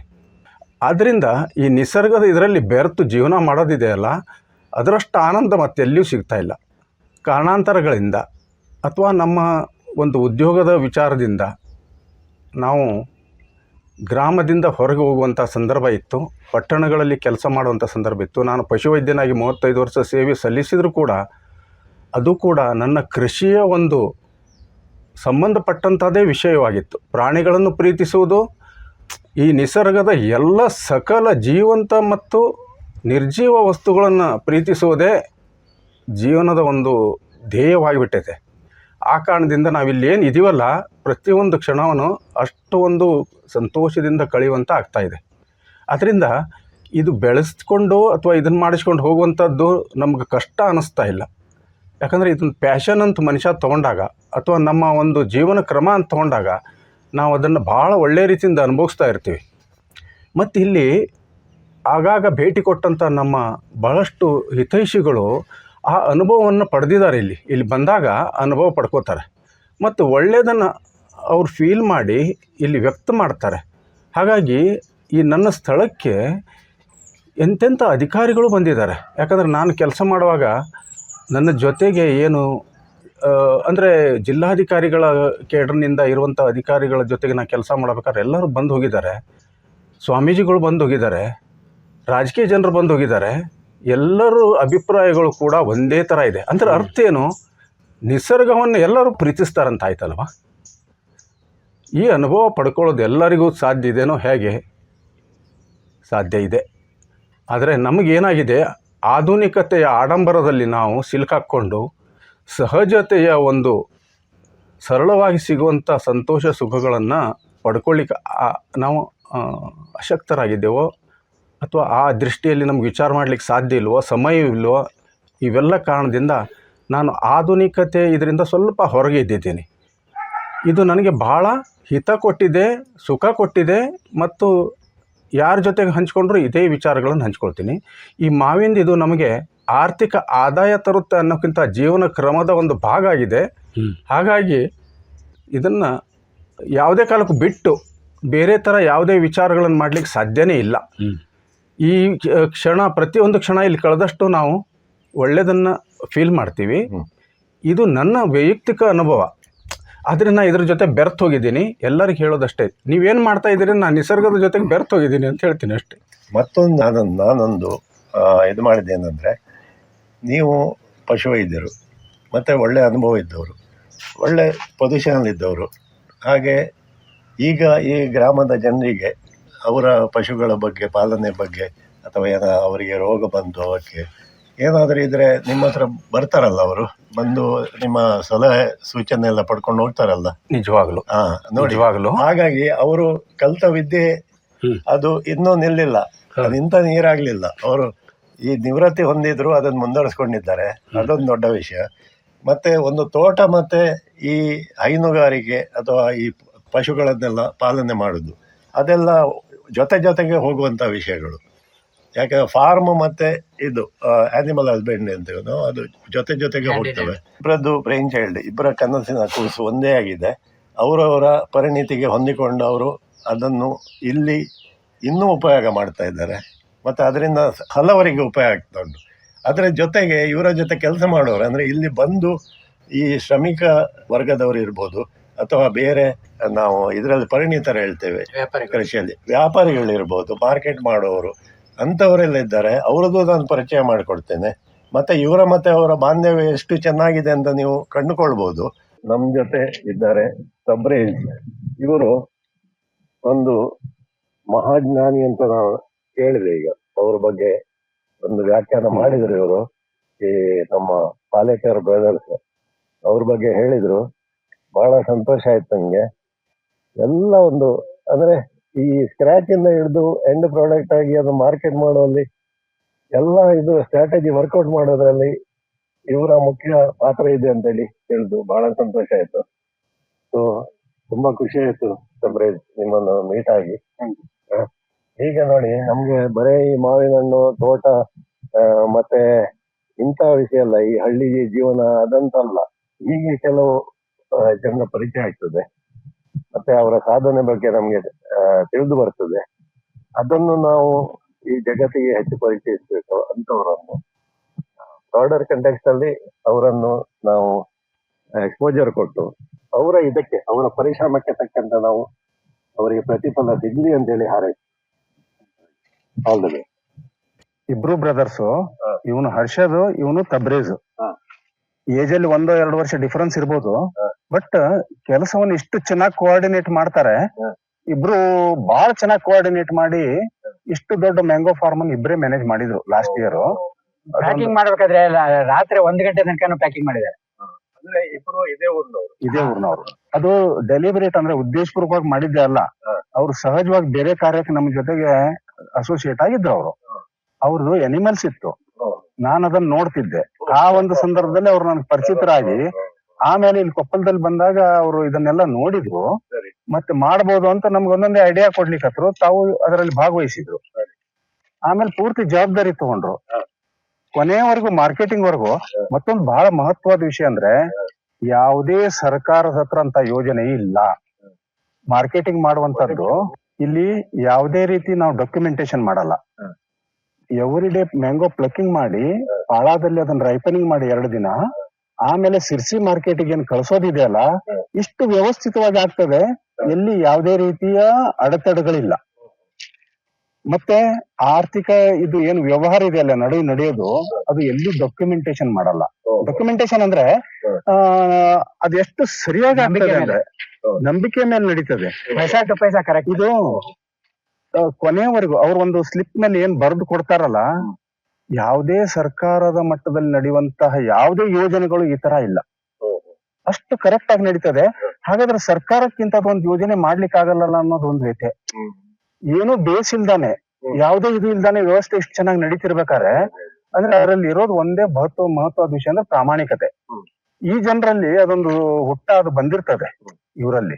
ಹಂಗಾಗಿ ಇದನ್ನ ಟ್ರಾನ್ಸ್ಪೋರ್ಟ್ ಮಾಡೋರು ಇವರು ಫ್ರೆಂಡ್ಸೇ ಪಾಳದಿಂದ. ಬೆಳಿಗ್ಗೆ ಕರೆಕ್ಟ್ 8 ಗಂಟೆಗೆ ಇಲ್ಲಿ ವೆಹಿಕಲ್ ಬರ್ತದೆ ನಮ್ ಗೇಟ್ ಹತ್ರ. ಆ ಟೈಮಲ್ಲಿ ಇವರು ಎಲ್ಲಾ ಕ್ರೇಟ್ಗಳಲ್ಲಿ ರೆಡಿ ಮಾಡಿಟ್ಟಿದ್ದು ವಾಹನದ ಮೂಲಕ ಸಿರ್ಸಿ ಕಳಿಸ್ತಾರೆ. ಇವ್ರು ಹೋಗಲ್ಲ, ಆ ಪಾರ್ಟಿ ತಗೊಂಡೋಗಿ ಅವನೇ ಮಾಡಿ ಅವನೇ ವಾಪಸ್ ಬಿಲ್ಲು ಎಲ್ಲ ತಗೊಂಡ್ ಬರುವಂತದ್ದು. ಇಲ್ಲಿ ಮಾವಿನ ಹಣ್ಣು ನೀವು ಇಲ್ಲಿಂದ ತಗೊಂಡು ಹೋಗ್ಬೇಕಾದ್ರೆ ಗ್ರೇಡಿಂಗ್ ಎಲ್ಲ ಮಾಡ್ತೀರಾ? ಸೈಜ್ ಪ್ಯಾಕ್ ಮಾಡ್ತಾರಲ್ಲ ಕ್ರೇಟ್ ಕಳಿಸ್ಬೇಕಾದ್ರೆ, ಅವಾಗ ಸೆಲೆಕ್ಟ್ ಮಾಡಿ ಮಾಡಿ ಮಾಡಿ ಮಾಡಿ ಮಾಡಿ ಇದ್ ಮಾಡಿದ್ದಾರೆ. ಸೆಕೆಂಡ್ ಥರ್ಡ್ ಇದ್ದಿದ್ದೆಲ್ಲ ಸೈಡಿಗೆ, ಅದು ಮಾತ್ರ ಮಾರ್ಕೆಟ್ಗೆ ಹೋಗುತ್ತೆ ಒಳ್ಳೆ ಕ್ವಾಲಿಟಿ. ಅಂದ್ರೆ 1-2 ದಿವಸದೊಳಗೆ ಅದು ತಿನ್ನಕ್ಕೆ ರೆಡಿ ಆಗ್ಬೇಕು. ಅಲ್ಲಿ ಹೋದ್ ಕೂಡಲೇ ರೆಡಿ ಆಗುತ್ತೆ. ಹಣ್ಣಾಗಿದ್ದೇನೆ ಕಳ್ಸಿರ್ತೀವಲ್ಲ, ಅದು ಏಕದಮ್ ಇದು ಹಣ್ಣಾಗೋದು ನ್ಯಾಚುರಲ್ ಆಗತ್ತಾ? ನೀವೇನು ಆರ್ಟಿಫಿಷಿಯಲ್ ಮಾಡ್ಬೇಕಾಗತ್ತೆ. ಅಂದ್ರೆ ಯೂನಿಫಾರ್ಮ್ ಆಗಿ ಆಗ್ಲಿಕ್ಕೆ ರೇಪನಿಂಗ್ ಪ್ರೋಸೆಸ್ ಅಂತಾರೆ ಅದಕ್ಕೆ. ಯೂನಿಫಾರ್ಮ್ ಆಗಿ, ಇಲ್ಲಾಂದ್ರೆ ಒಂದು ಡಜನ್ ಅಲ್ಲಿ 1-2 ಇದಾಗ್ಬೋದು, ಹಣ್ಣಾಗ್ಬೋದು, ಉಳಿದಿದ್ದು ಇದಾಗ್ಬೋದು. ಅಲ್ಲ, ಬೇರೆ ಬೇರೆ ಟೈಮಲ್ಲಿ ಆಗ್ಬೋದು. ಒಂದು ಫ್ಯಾಮಿಲಿ ಅವ್ರ ಜೊತೆಗೆ ಕುತ್ಕೊಂಡು ತಿನ್ಬೇಕಾದ್ರೆ ಒಂದೇ ರೀತಿ ಆಗ್ಬೇಕದು. ನಮ್ಮಲ್ಲಿ ಈ ಬಾಳೆಹಣ್ಣು ಇದೆಲ್ಲ ಫಾಸ್ಟ್ ಒಂದೇ ರೀತಿ ಹಣ್ಣಾಗ್ಲಿಕ್ಕೆ ಅಂತ ಒಂದು ಹೊಗೆ ಹಾಕ್ತಾರೆ ರೂಮಲ್ಲಿ. ಹೊಗೆ ಹಾಕಿ ನಾವು ಉಬೆ ಅಂತ ಹೇಳ್ತೇವೆ, ಅದೇ ರೀತಿ ಇದಕ್ಕೆ ಮಾಡ್ಬೇಕು. ಅಂದ್ರೆ ಅದು ರಾಶಿ ಮಾಡ್ಬಿಟ್ಟು ಅದಕ್ಕೆ ಎಥ್ರಿಲ್ ಅಂತ ಸ್ಪ್ರೇ ಮಾಡ್ತಾರೆ. ಸ್ಪ್ರೇ ಮಾಡ್ಬಿಟ್ಟು ಅದು ಕವರ್ ಮಾಡಿ ಇಟ್ಬಿಡ್ತಾರೆ. ಅದು ಒಂದು 3-4 ದಿನ ಹಾಗೇ ಇರ್ಬೇಕು. ಅದು ಹೀಟ್ ಜನರೇಟ್ ಮಾಡುತ್ತೆ, ಒಳಗಡೆನೆ ಹೀಟ್ ಜನರೇಟ್ ಆಗುತ್ತೆ. ಅಕ್ಸೆಪ್ಟಬಲ್ ರೇಂಜ್ ಅಲ್ಲೇ ಮಾಡೋದು, ಇದೇನಲ್ಲ. ಅದು ಕೆಮಿಕಲ್ ಹಾಕಿದ್ರಿಂದ ಏನು ಇಲ್ಲ, ಅದು ಎಥ್ರಿಲ್, ಅದು ಇದಲ್ಲ, ಬೇರೆ ಏನು ಕೆಮಿಕಲ್ ಅಲ್ಲ, ಆರ್ಟಿಫಿಷಿಯಲಿ ಮಾಡೋದಲ್ಲ. ಅಂದ್ರೆ ಇದು ಚೆನ್ನಾಗಿ ಬಲ್ತಿದ್ ಮಾತ್ರ ಹಾಕಿ ಇದ್ ಮಾಡಿದ್ರೆ ಅವಾಗ ಜನರಲ್ ಒಂದು ಅಂದ್ರೆ ನಾವು ಎಳೆದಾಗ ಜನರಲ್ ಒಂದು ತಪ್ಪು ಅಭಿಪ್ರಾಯ ಏನಂದ್ರೆ, ಕೆಮಿಕಲ್ ಹಾಕಿ ಹಣ್ಣು ಮಾಡ್ತಾರೆ, ಕೆಮಿಕಲ್ ಹಾಕಿ ಅದಕ್ಕೆ ಕಲರ್ ಬರಿಸ್ತಾರೆ. ಅದು ಮಾಡ್ತಾರೆ. ಅದು ಏನ್ ಮಾಡ್ತಾರೆ ಗೊತ್ತಾ, ಇನ್ನು ಬಲಿಯೋಕ್ಕಿಂತ ಮೊದ್ಲೇನೆ ಈ ತರ ಎಳೆ ಕಾಯಿ ಇರುತ್ತಲ್ಲ, ಎಳೆ ಕಾಯಿ ತಗೊಂಡೋಗ್ಬಿಟ್ಟು ಅದಕ್ಕೆ ಕೆಮಿಕಲ್ ಹಾಕಿ ಕಲರ್ ಬರೋಂಗ್ ಮಾಡ್ತಾರೆ. ಅವಾಗ ಮೋಸ ಆಗುತ್ತೆ. ಅದು ನಿಮ್ ಕಟ್ ಮಾಡಿದ್ರೆ ಒಳಗಡೆ ಹುಳಿ ಇರುತ್ತೆ. ಆದ್ರೆ ನೀವು ಫುಲ್ ಮೆಚೂರ್ ಆದದ್ದನ್ನೇ ಮಾರ್ಕೆಟ್, ಅಂದ್ರೆ ಆ ತರ ವ್ಯವಹಾರ ನಿಮ್ಮ ಹತ್ರ ಇಲ್ಲ. ಅದು ನಂಗೆ ಕ್ಲಿಯರ್ ಆಗ್ಬೇಕಿತ್ತು. ನಾವು ಕೇಳಿದ್ದ ನಿಮ್ಮ ಹತ್ರ, ಅಂದ್ರೆ ನಮ್ಮ ಕಿವಿಯಲ್ಲಿ ಏನ್ ಬೀಳ್ತದೆ ಅದನ್ನ ನಿಮ್ಮ ಹತ್ರ ಕ್ಲಾರಿಫೈ ಮಾಡ್ಕೊಡೋದು. ಹೌದು, ನಮ್ಗೆ ಹಾಗೆ ಗೊತ್ತಾಗಲ್ಲ ಅದೇನ್ ಪ್ರೋಸೆಸ್. ಈ ತರ ಎಳೆಕಾಯಿ ಇದೆಯಲ್ಲ, ತಗೊಂಡೋಗಿ ಅದಕ್ಕೆ ಕೆಮಿಕಲ್ ಹಾಕ್ಬಿಟ್ಟು ಹಣ್ಣು ಮಾಡಿ ಇದು ಮಾಡಿದ್ರೆ ನಿಮ್ ಕಲರ್ ಒಳ್ಳೇದು ಕಾಣುತ್ತೆ ಮಾರ್ಕೆಟ್ ನಲ್ಲಿ. ಆದ್ರೆ ಕಟ್ ಮಾಡಿದ್ರೆ ಒಳಗಡೆ ಹುಳಿ, ಆದ್ರೆ ರುಚಿ ಇಲ್ಲ, ಆಮೇಲೆ ಫ್ಲೇವರ್ ಇಲ್ಲ, ಟೇಸ್ಟ್ ಇಲ್ಲ. ಸುಮ್ನೆ ಹಣ್ಣು ತಿನ್ಬೇಕಷ್ಟೇನೆ. ಆದ್ರೆ ಅದು ರೈಪನ್ ಮಾಡೋ ಮೆಥಡ್ ಸೇಮ್. ಹಾ, ಅಲ್ಲ ಅದಕ್ಕೆ ಯೂಸ್ ಮಾಡೋ ಕೆಮಿಕಲ್ ಬೇರೆ, ಇದಕ್ಕೆ ಯೂಸ್ ಮಾಡೋದು ಬೇರೆ. ಕೆಮಿಕಲ್ ಬೇರೆ. ಹಾ, ಹಾಗೆ ಈ ಊರು ಅಥವಾ ಈ ಗ್ರಾಮ ಅನ್ನೋದು ಬರೇ ಇದೇ ಒಂದು ಕುಟುಂಬಕ್ಕೆ ಅಥವಾ ಒಂದು 4 ಕುಟುಂಬಕ್ಕೆ ಸೀಮಿತ ಆಗಿಲ್ಲ. ಹಲವಾರು ಕುಟುಂಬಗಳು ಸೇರಿ ಒಂದು ಕುಟುಂಬದಂತೆ ಇಲ್ಲಿ ಜೀವಿಸ್ತಾ ಇದ್ದಾರೆ. ಪರಸ್ಪರ ಒಬ್ರಿಗೊಬ್ರು ಸಹಾಯ ಮಾಡಿಕೊಂಡಿದ್ದಾರೆ. ಹಾಗೆ ಯಾರಿಗೆ ತಾನೇ ಮನಸ್ಸು ಬಾರದಿರ್ಬೋದು. ನಮ್ಮ ಪೂರ್ವಜರು ಮಾಡಿದ ಆಸ್ತಿ, ಅವರು ನೆಟ್ಟ ಗಿಡಗಳು ಮರಗಳು ಫಲ ಕೊಡುವಂಥವು, ಮತ್ತು ನಾವೇ ನೆಟ್ಟು ಇಂದು ನಾಳೆ ಫಲ ಕೊಡುವಂಥವು, ಅವು ಯಾರಿಗೆ ಬೇಡ. ಆದರೆ ಅದು ಬರೀ ಕನಸು ಕಾಣೋದಲ್ಲ, ಅದರಲ್ಲಿ ಪರಿಶ್ರಮ ಹಾಕಿ ಮತ್ತು ಎಷ್ಟೋ ನಮ್ಮ ಆದಾಯದ್ದು, ಈಗ ಇಷ್ಟು ವರ್ಷದಲ್ಲಿ ಅವರು ಗಳಿಸಿದ ಆದಾಯದಲ್ಲಿ ಎಷ್ಟೋ ಆದಾಯ ಇದರಲ್ಲಿ ಹಾಕಿದ್ದಾರೆ, ಅವರು ಇನ್ವೆಸ್ಟ್ ಮಾಡಿದ್ದಾರೆ. ಆ ಧೈರ್ಯ ಸಹ ಬೇಕು ಮನುಷ್ಯನಿಗೆ. ಮತ್ತು ಧೈರ್ಯ ಮಾತ್ರ ಅಲ್ಲ, ಮನಸ್ಸು ಇರಬೇಕು. ಹಾಗೆ ಮನಸ್ಸಿದ್ರೆ ಮಾತ್ರ ಮಾರ್ಗ ಇರ್ತದೆ. ನೀವು ನೋಡ್ಬೋದು ಎಷ್ಟು ಚೆನ್ನಾಗಿ ಅವರು ಇದನ್ನು ಮುಂದುವರಿಸ್ಕೊಂಡು ಬಂದಿದ್ದಾರೆ ಅಂತೇಳಿ. ಇದು ತಳಿ ನೋಡಿ, ಇದು ಪಂಚಮಿ ಅಂತ ಇದ್ರ ಹೆಸರು. ಪಂಚಮಿ ಈ ತಳಿ ಮತ್ತೆ ವಿಶೇಷವಾಗಿ ಇಲ್ಲಿ ಬಿಟ್ರೆ ಮತ್ತೆ ಎಲ್ಲಿ ಸಿಗೋದೇ ಇಲ್ಲ. ಇದು ಪೂರಾ ಅದು ಹಣ್ಣು ಪಕ್ವವಾಗಿ ಬರ್ಲಿಕ್ಕೆ ಪಂಚಮಿ ಹಬ್ಬದ ಸಮೀಪ ಬರುತ್ತೆ, ಅದಕ್ಕೆ ಆ ಹೆಸರು ಬಂದಿದೇನೋ ಅಂತ. ಟ್ರೆಡಿಷನಲ್ ಆಗಿ ನಾಗರ ಪಂಚಮಿ ಸಂದರ್ಭದಲ್ಲಿ ಇದು ಹಣ್ಣು ಆಗಿ ಬರ್ಲಿಕ್ಕೆ ಸರಿ ಆಗತ್ತೆ, ಅದು ಪಕ್ವ ಆಗ್ತದೆ. ಆ ಕಾರಣದಿಂದ ಆ ಹೆಸರು ಬಂದಿರಬಹುದು ಅಂತ. ಇದ್ರ ಹಿಸ್ಟ್ರಿ ಹುಡುಕ್ಲಿಕ್ಕೆ ಹೋದ್ರೆ ಎಲ್ಲಿಯೂ ಸಿಗಲ್ಲ, ಯಾಕಂದ್ರೆ ಪಾಳದಲ್ಲಿ ನಮ್ಮ ಇದ್ರಲ್ಲಿ ಮಾತ್ರ ಇದೆ ಇದು. ನಾವು ಮಾಡಿದ್ದಂದ್ರೆ ಇಲ್ಲಿ ಒಬ್ರು ಬಹಳ ಹಿರಿಯರೊಬ್ರು ಇದ್ರು, ಗದಿಗಪ್ಪ ಗೌಡ್ರು ಅಂತ ಹೇಳಿ. ಆ ಗೌಡ್ರ ಹೊಲದಲ್ಲಿ ಇದೆ ಅಂತ ನಮ್ಮ ತಂದೆಯವರು ಅದನ್ನ ತಂದು ಒಂದ್ 2 ಇದನ್ನ ತಂದು ಹಚ್ಚಿದ್ರು. ತಂದೆಯವ್ರ ಟೈಮಲ್ಲಿ ಆಗಿರೋದು ಇದು. ಹಾಗಾಗಿ ಇದು ಮತ್ತೆ ಈ ತರ ಹಣ್ಣು ಮತ್ತೆ ಎಲ್ಲಿ ಇಲ್ಲ ನನಗೆ, ನಮ್ಮ ಮಾಹಿತಿ ಇರುವವರಿಗೆ. ಮತ್ತೆ ಇದ್ರ ಗುಣಮಟ್ಟ ಬಹಳ ಚೆನ್ನಾಗಿದೆ. ಈ ಹಣ್ಣನ್ನು ಒಂದು ಸಾರಿ ಕೊಟ್ರೆ ಮತ್ತೆ ಅದನ್ನೇ ಕೇಳುವಂತ ಸಂದರ್ಭ. ಒಂದು ಸಣ್ಣ ನಿದರ್ಶನ ಹೇಳ್ಬೇಕಂದ್ರೆ, ಕೇರಳದವರೊಬ್ರು ನಮ್ಮ ಹೈಯರ್ ಆಫೀಸರ್ ಇದ್ರು, DD ಅವರು, ಡೆಪ್ಟಿ ಡೈರೆಕ್ಟರ್ ಇದ್ರು. ಅವರಿಗೆ ನನಗೆ ಪ್ರತಿ ವರ್ಷ ನಮ್ಮ ಮೇಲಾಧಿಕಾರಿಗಳಿಗೆ ಹಣ್ಣು ಒಯ್ದು ಕೊಡೋ ಅಭ್ಯಾಸ. ಆ ಸಂದರ್ಭದಲ್ಲಿ ಈ ಹಣ್ಣು ಇತ್ತಂತ ಒಯ್ದು ಕೊಟ್ಟೆ. ಅದರ ನಂತರ ಅವರು ನನಗೆ ಈ ಹಣ್ಣಿನ ಇರುವಂತಹ 2 ಸಸಿಗಳನ್ನು ಕೊಡ್ಲೇಬೇಕಂತ ನನಗೆ ಕಂಪಲ್ಷನ್ ಮಾಡ್ಬಿಟ್ರು. ಅನಿವಾರ್ಯ ಆಯ್ತು. ನಾನು 2 ಬೇರೆ ಸಸಿಗಳನ್ನು ಕೊಟ್ಟು ಇದೆ ಅಂತ ಕೊಟ್ಟು ಕಳಿಸಿದೆ ಅವರಿಗೆ, ಕೇರಳದವರು ಅವರು. ಹಾಗೆ ಅಷ್ಟು ಒಂದು ಸರಿ ಕೊಟ್ಟ ನಂತರ ಪ್ರತಿಯೊಬ್ಬರು ಈ ಹಣ್ಣಿನ ಬಗ್ಗೆ ಕೇಳುವಂತದ್ದು. ಅಷ್ಟು ಅದರ ಸುವಾಸನೆ ಕೂಡ ಬಹಳ ಚೆನ್ನಾಗಿದೆ. ಅಲ್ಲ, ಇದ್ರದ್ದು ಹೊರಮೈ ನೋಡಿದ್ರೆ ಸ್ವಲ್ಪ ಬೇರೆನೆ ಕಾಣುತ್ತೆ. ಇದು ಮಾವಿನ ಹಣ್ಣಿನ ತರ ಇಲ್ಲ. ಅಂದ್ರೆ ದೂರದಿಂದ ನೋಡಿದ್ರೆ ಗೊತ್ತಾಗುತ್ತೆ, ಶೇಪ್ ಇದೆಲ್ಲ ನೋಡಿದ್ರೆ, ಮರದ್ದು ಎಲೆ ಅದೆಲ್ಲ ನೋಡಿ ಗೊತ್ತಾಗುತ್ತೆ. ಆದ್ರೆ ಇಲ್ಲಿ ಈ ಸ್ಪಾಟ್ ತರ ಇದೆಯಲ್ಲ, ಇದರಲ್ಲಿ ಅದು ನ್ಯಾಚುರಲ್ ಆಗಿ ದೊಡ್ಡದಾಗತ್ತೆ. ಅಂದ್ರೆ ಈ ಸ್ಟ್ರಾಬೆರಿಗೆಲ್ಲ ಒಂಥರ ಇದಿರ್ತದೆ ನೋಡಿ, ನಂಗೆ ಅದ್ರಿಂದ ಜ್ಞಾಪಕ ಬಂತು. ಅಲ್ಲ ಇರ್ಬೋದು, ಸ್ಟ್ರಾಬೆರಿಯಲ್ಲಿ ಇದೆಲ್ಲ ಇರುತ್ತೆ, ಸ್ಪೈಸ್ ತರ ಎಲ್ಲ ಇರುತ್ತೆ, ಇದ್ರಲ್ಲಿಲ್ಲ.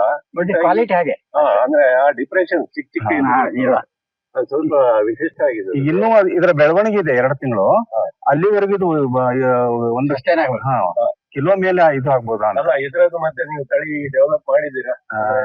ಇದು ಗ್ರಾಫ್ಟಿಂಗ್ ಮಾಡಿ ಮಾಡ್ಬೇಕಾಗಿತ್ತು, ಆದ್ರೆ ಅದನ್ನ ನಾವು ಸತತವಾಗಿ ಇಲ್ಲಿ ಹೃದಯ ಇರೋದ್ರಿಂದ ನಮ್ ಮುಂದಿನ ಕ್ರಮ ತಗೊಳಿಕ್ಕಾಗಿಲ್ಲ. ಆದ್ರೆ ಈಗ ಇನ್ನಂತರ ತೀವ್ರಗತಿಯಲ್ಲಿ ಮಾಡ್ಬೇಕಂತ ಇದೀವಿ. ಇವೆಲ್ಲ ನರ್ಸರಿ ಸ್ಟಾರ್ಟ್ ಮಾಡ್ಬೇಕಂತ ಇದ್ದೀರಿ? ಮಾಡ್ಬೇಕಂತ ಇದೀವಿ. ಇಷ್ಟವರೆಗೆ ಮಾಡ್ಲಿಲ್ಲ? ಇಲ್ಲ. ಅಂದ್ರೆ ಅದ್ರಲ್ಲಿ ಕೆಲಸ ಜಾಸ್ತಿ ಇರುತ್ತೆ. ಈಗ ನಿಮಗೆ ಫಾರ್ಮ್ ನೋಡ್ಕೊಳ್ಳೋದೇ ಸ್ವಲ್ಪ ಜಾಸ್ತಿ ಇದೆ ಕೆಲಸ. ಅದೆಲ್ಲ ಒಂದು ಸೆಟ್ಲ್ ಆದ ನಂತರ, ಒಂದು ಲೆವೆಲ್ಗೆ ಬಂದ ನಂತರ ಈಗ ಅವಕಾಶ ಬಂದಿದೆ, ಈಗ ಪ್ರಾರಂಭಿಸಬಹುದು ಅಂತ ವಿಚಾರ ಮಾಡಿದೀವಿ ಅದ್ರ ಬಗ್ಗೆ. ಒಳ್ಳೇದಾಗಿ.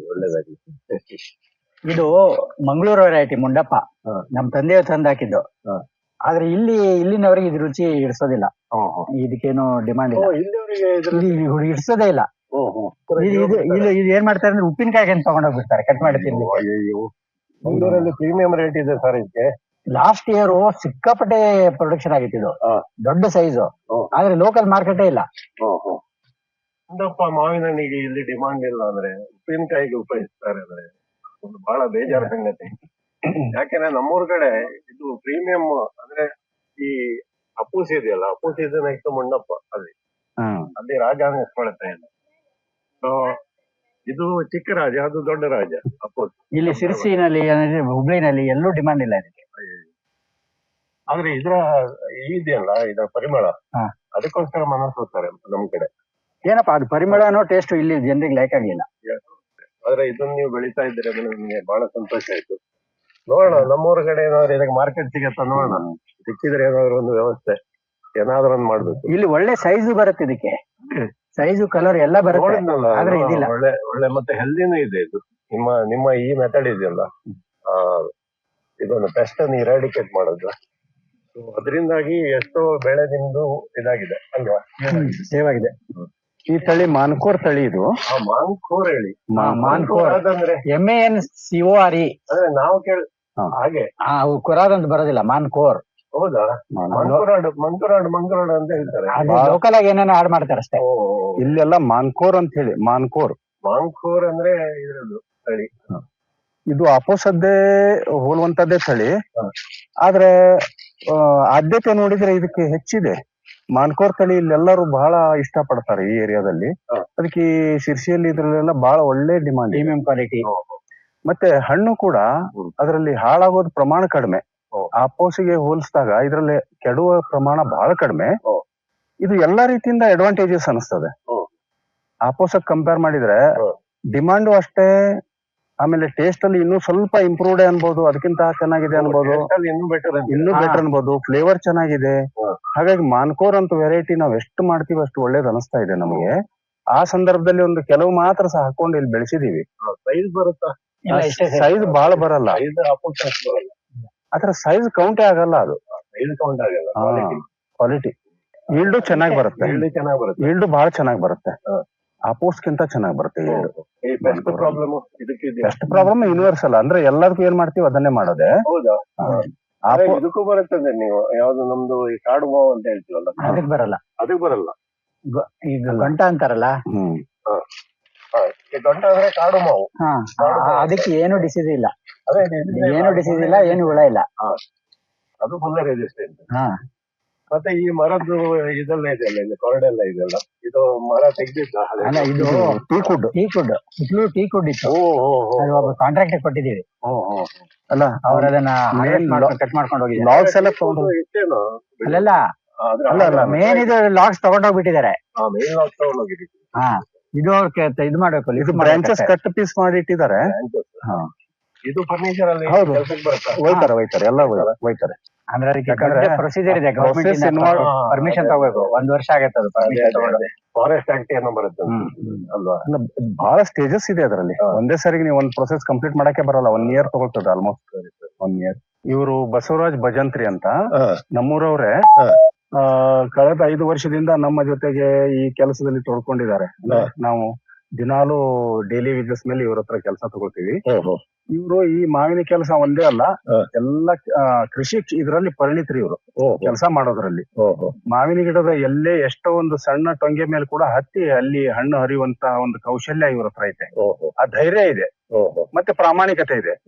ಈಗಿನ ಕಾಲದಲ್ಲಿ ಈ ತರದ ಒಂದು ಲೇಬರ್ ಕೆಲಸ ಮಾಡ್ಲಿಕ್ಕೆ ನಮ್ಗೆ ಸಿಗುವಂತದ್ದು ಅತಿ ವಿರಳ ಅಥವಾ ಅಸಾಧ್ಯ ಅಂತಾನೆ ನನಗೆ ಅನಿಸ್ತದೆ. ಅಂತ ಒಂದು ಒಳ್ಳೆ ಮನುಷ್ಯತ್ವ ಇರೋರು ಇವರು. ಇವರು ನಮ್ ಜೊತೆಗಿದಾರ ಅನ್ನೋದು ನಮ್ಗೆ ಬಹಳ ಸಂತೋಷದ ವಿಷಯ. ಹಣ್ಣು ಯಾವ್ದಿದು? ಇದು ನೀಲಮ್. ನೀಲಮ್ ಅಂದ್ರೆ ನೀಲಮ್ ಅಂದ್ರೆ ಪಾಪ್ಯುಲರ್ ಹಣ್ಣು ಇದು. ಆದ್ರೆ ಮತ್ತೆ ಇದಕ್ಕೆ ಇದೆಲ್ಲ ಹುಳ ಎಲ್ಲ ಬರದ್ದು ಹೇಗೆ ಅಂದ್ರೆ ಅದು ಕತ್ತರಿಸ್ಬೇಕಾದ್ರೆ ಅದರ ಗೊರಟಿನ ಒಂದು ಇದು ಹೋಗುತ್ತಲ್ಲ, ಅದು ಹೇಗೆ? ಅದು ಯಾವಾಗ್ಲೂ ಬರುತ್ತೆ? ಅದು ಎಲ್ಲಾ ಕಡೆ ಬರುತ್ತೆ. ಅದಾದ್ರೆ ಈ ಹೂ ಇರ್ಬೇಕಾದ್ರೆ ಅದು ಮೊಟ್ಟೆ ಇಡುತ್ತಾ ಇಲ್ಲ ಕಾಯಿ ಆದ್ಮೇಲೆ ಮೊಟ್ಟೆ ಇಡೋದ? ಅದು ಹೂ ಇರ್ಬೇಕಾದ್ರೇನೆ, ಅದಕ್ಕೆ ಏನೋ ಇದಿಲ್ಲ, ಅದಕ್ಕೆ ಪರಿಹಾರ ಇಲ್ಲ. ಅದೇ ಯೂನಿವರ್ಸಲ್ ಆಗಿದ್ರೆ ನಾನು ಅದಕ್ಕೇನೋ ಪರಿಹಾರ ಕಂಡ್ಕೊಂಡಿದ್ದಾರೆ ನೀವು ಅಂತ. ಆದ್ರೆ ನಾವು ಹೆಚ್ಚಾಗಿ ಈ ಒಳ್ಳೆ ಕ್ವಾಲಿಟಿ ನೀಲಮ್ ತಗೊಂಡ್ರೆ ಹುಳ ಹಾರ್ಬಿಡುತ್ತೆ ಹೊರಗಡೆಯಿಂದ. ಓಟೆಗೆ ತೂತ್ ಮಾಡಿಬಿಟ್ಟು ಬರುತ್ತೆ ಹೊರಗೆ. ಆದ್ರೆ ನಮ್ಮ ಕಡೆ ನೀಲಮ್ಗೆ ಅಂತದ್ ಇದು ಇಲ್ಲ, ಕಡಿಮೆ. ಸೈಡ್ ನಲ್ಲಿ ಜಾಸ್ತಿ. ಅದೇ ಬೆಂಗಳೂರು ನಾವು ಚಿತ್ತೂರು ನೀಲಮ್ ಅಂತ ಬರ್ತೀವಲ್ಲ, ಅದ್ರಲ್ಲಿ ಜಾಸ್ತಿ. ನಮ್ಮ ಸೈಡ್ ನಲ್ಲಿ ಇನ್ನೂ ಅಷ್ಟು ಮಂಗಳೂರಲ್ಲಿ ಅಷ್ಟು ಬರ್ಲಿಲ್ಲ. ಮಂಗಳೂರಲ್ಲಿ ನಮ್ಮ ಈ ಮಿತ್ರರ ಮನೆಯಲ್ಲಿ ಇದೆ ಒಂದು ಮರ, ಆ ನೀಲಮಲ್ಲಿ ಅಷ್ಟು ನಮ್ಗೆ ಹುಳ ಬರ್ಲಿಲ್ಲ ಆತರ. ಅದು ಚಿತ್ತೂರು, ಕೋಲಾರ, ಬೆಂಗಳೂರು. ಗೆಜ್ಜೆ ಹಲ್ಸು ಅಂತ ಗೆಜ್ಜೆ ಹೇಗಿರ್ತದೆ, ನಿಮಗೆ ಈ ಎಲ್ಲ ಹಲಸಿನ ನಾವು ನಿಮ್ ಜೊತೆಗೆ ತಿಳ್ಕೋಬೇಕಾಗಿದೆ. ಯಾಕಂದ್ರೆ ನೀವು ಅದ್ರ ಪ್ರೇಮಿಗಳು, ಹಲಸಿನ ಹಣ್ಣಿನ ಪ್ರೇಮಿಗಳು. ಚಲೋ ಇಲ್ಲ ಅದು, ಚಲೋ ಇಲ್ಲ, ಕೆಟ್ಟದ್ದು. 150-200 ಹೌದೇನೋ? ತಿಳುವಲ್ಲ ನಮ್ದು ಇದು ಬಕ್ಕೆ. ಅಂದ್ರೆ ನಾಯಿ ಬರ್ತಿ ತಿಳುವ ಇದೆ ಅಲ್ಲ, ಇಲ್ಲಿ ಯಾರು ಆಯಸ್ಸು ಮಾಡಲ್ಲ, ಅದು ಇದಕ್ಕೆ ಬರಲ್ಲ. ಡೈರೆಕ್ಟ್ ತಿನ್ಲಿಕ್ಕೆ ಸರಿ ಆಗಲ್ಲ, ಅದು ಏನಾದ್ರು ಅದ್ರ ಪ್ರೊಡಕ್ಟ್ ಮಾಡ್ಲಿಕ್ಕೆ ಅಡ್ಡಿಲ್ಲ. ಆದ್ರೆ ಇದೆಲ್ಲ ಹಂಗೆ ನೇರವಾಗಿ ನಾವು ತಿನ್ಲಿಕ್ಕೆ ಚೆನ್ನಾಗಿರುತ್ತೆ.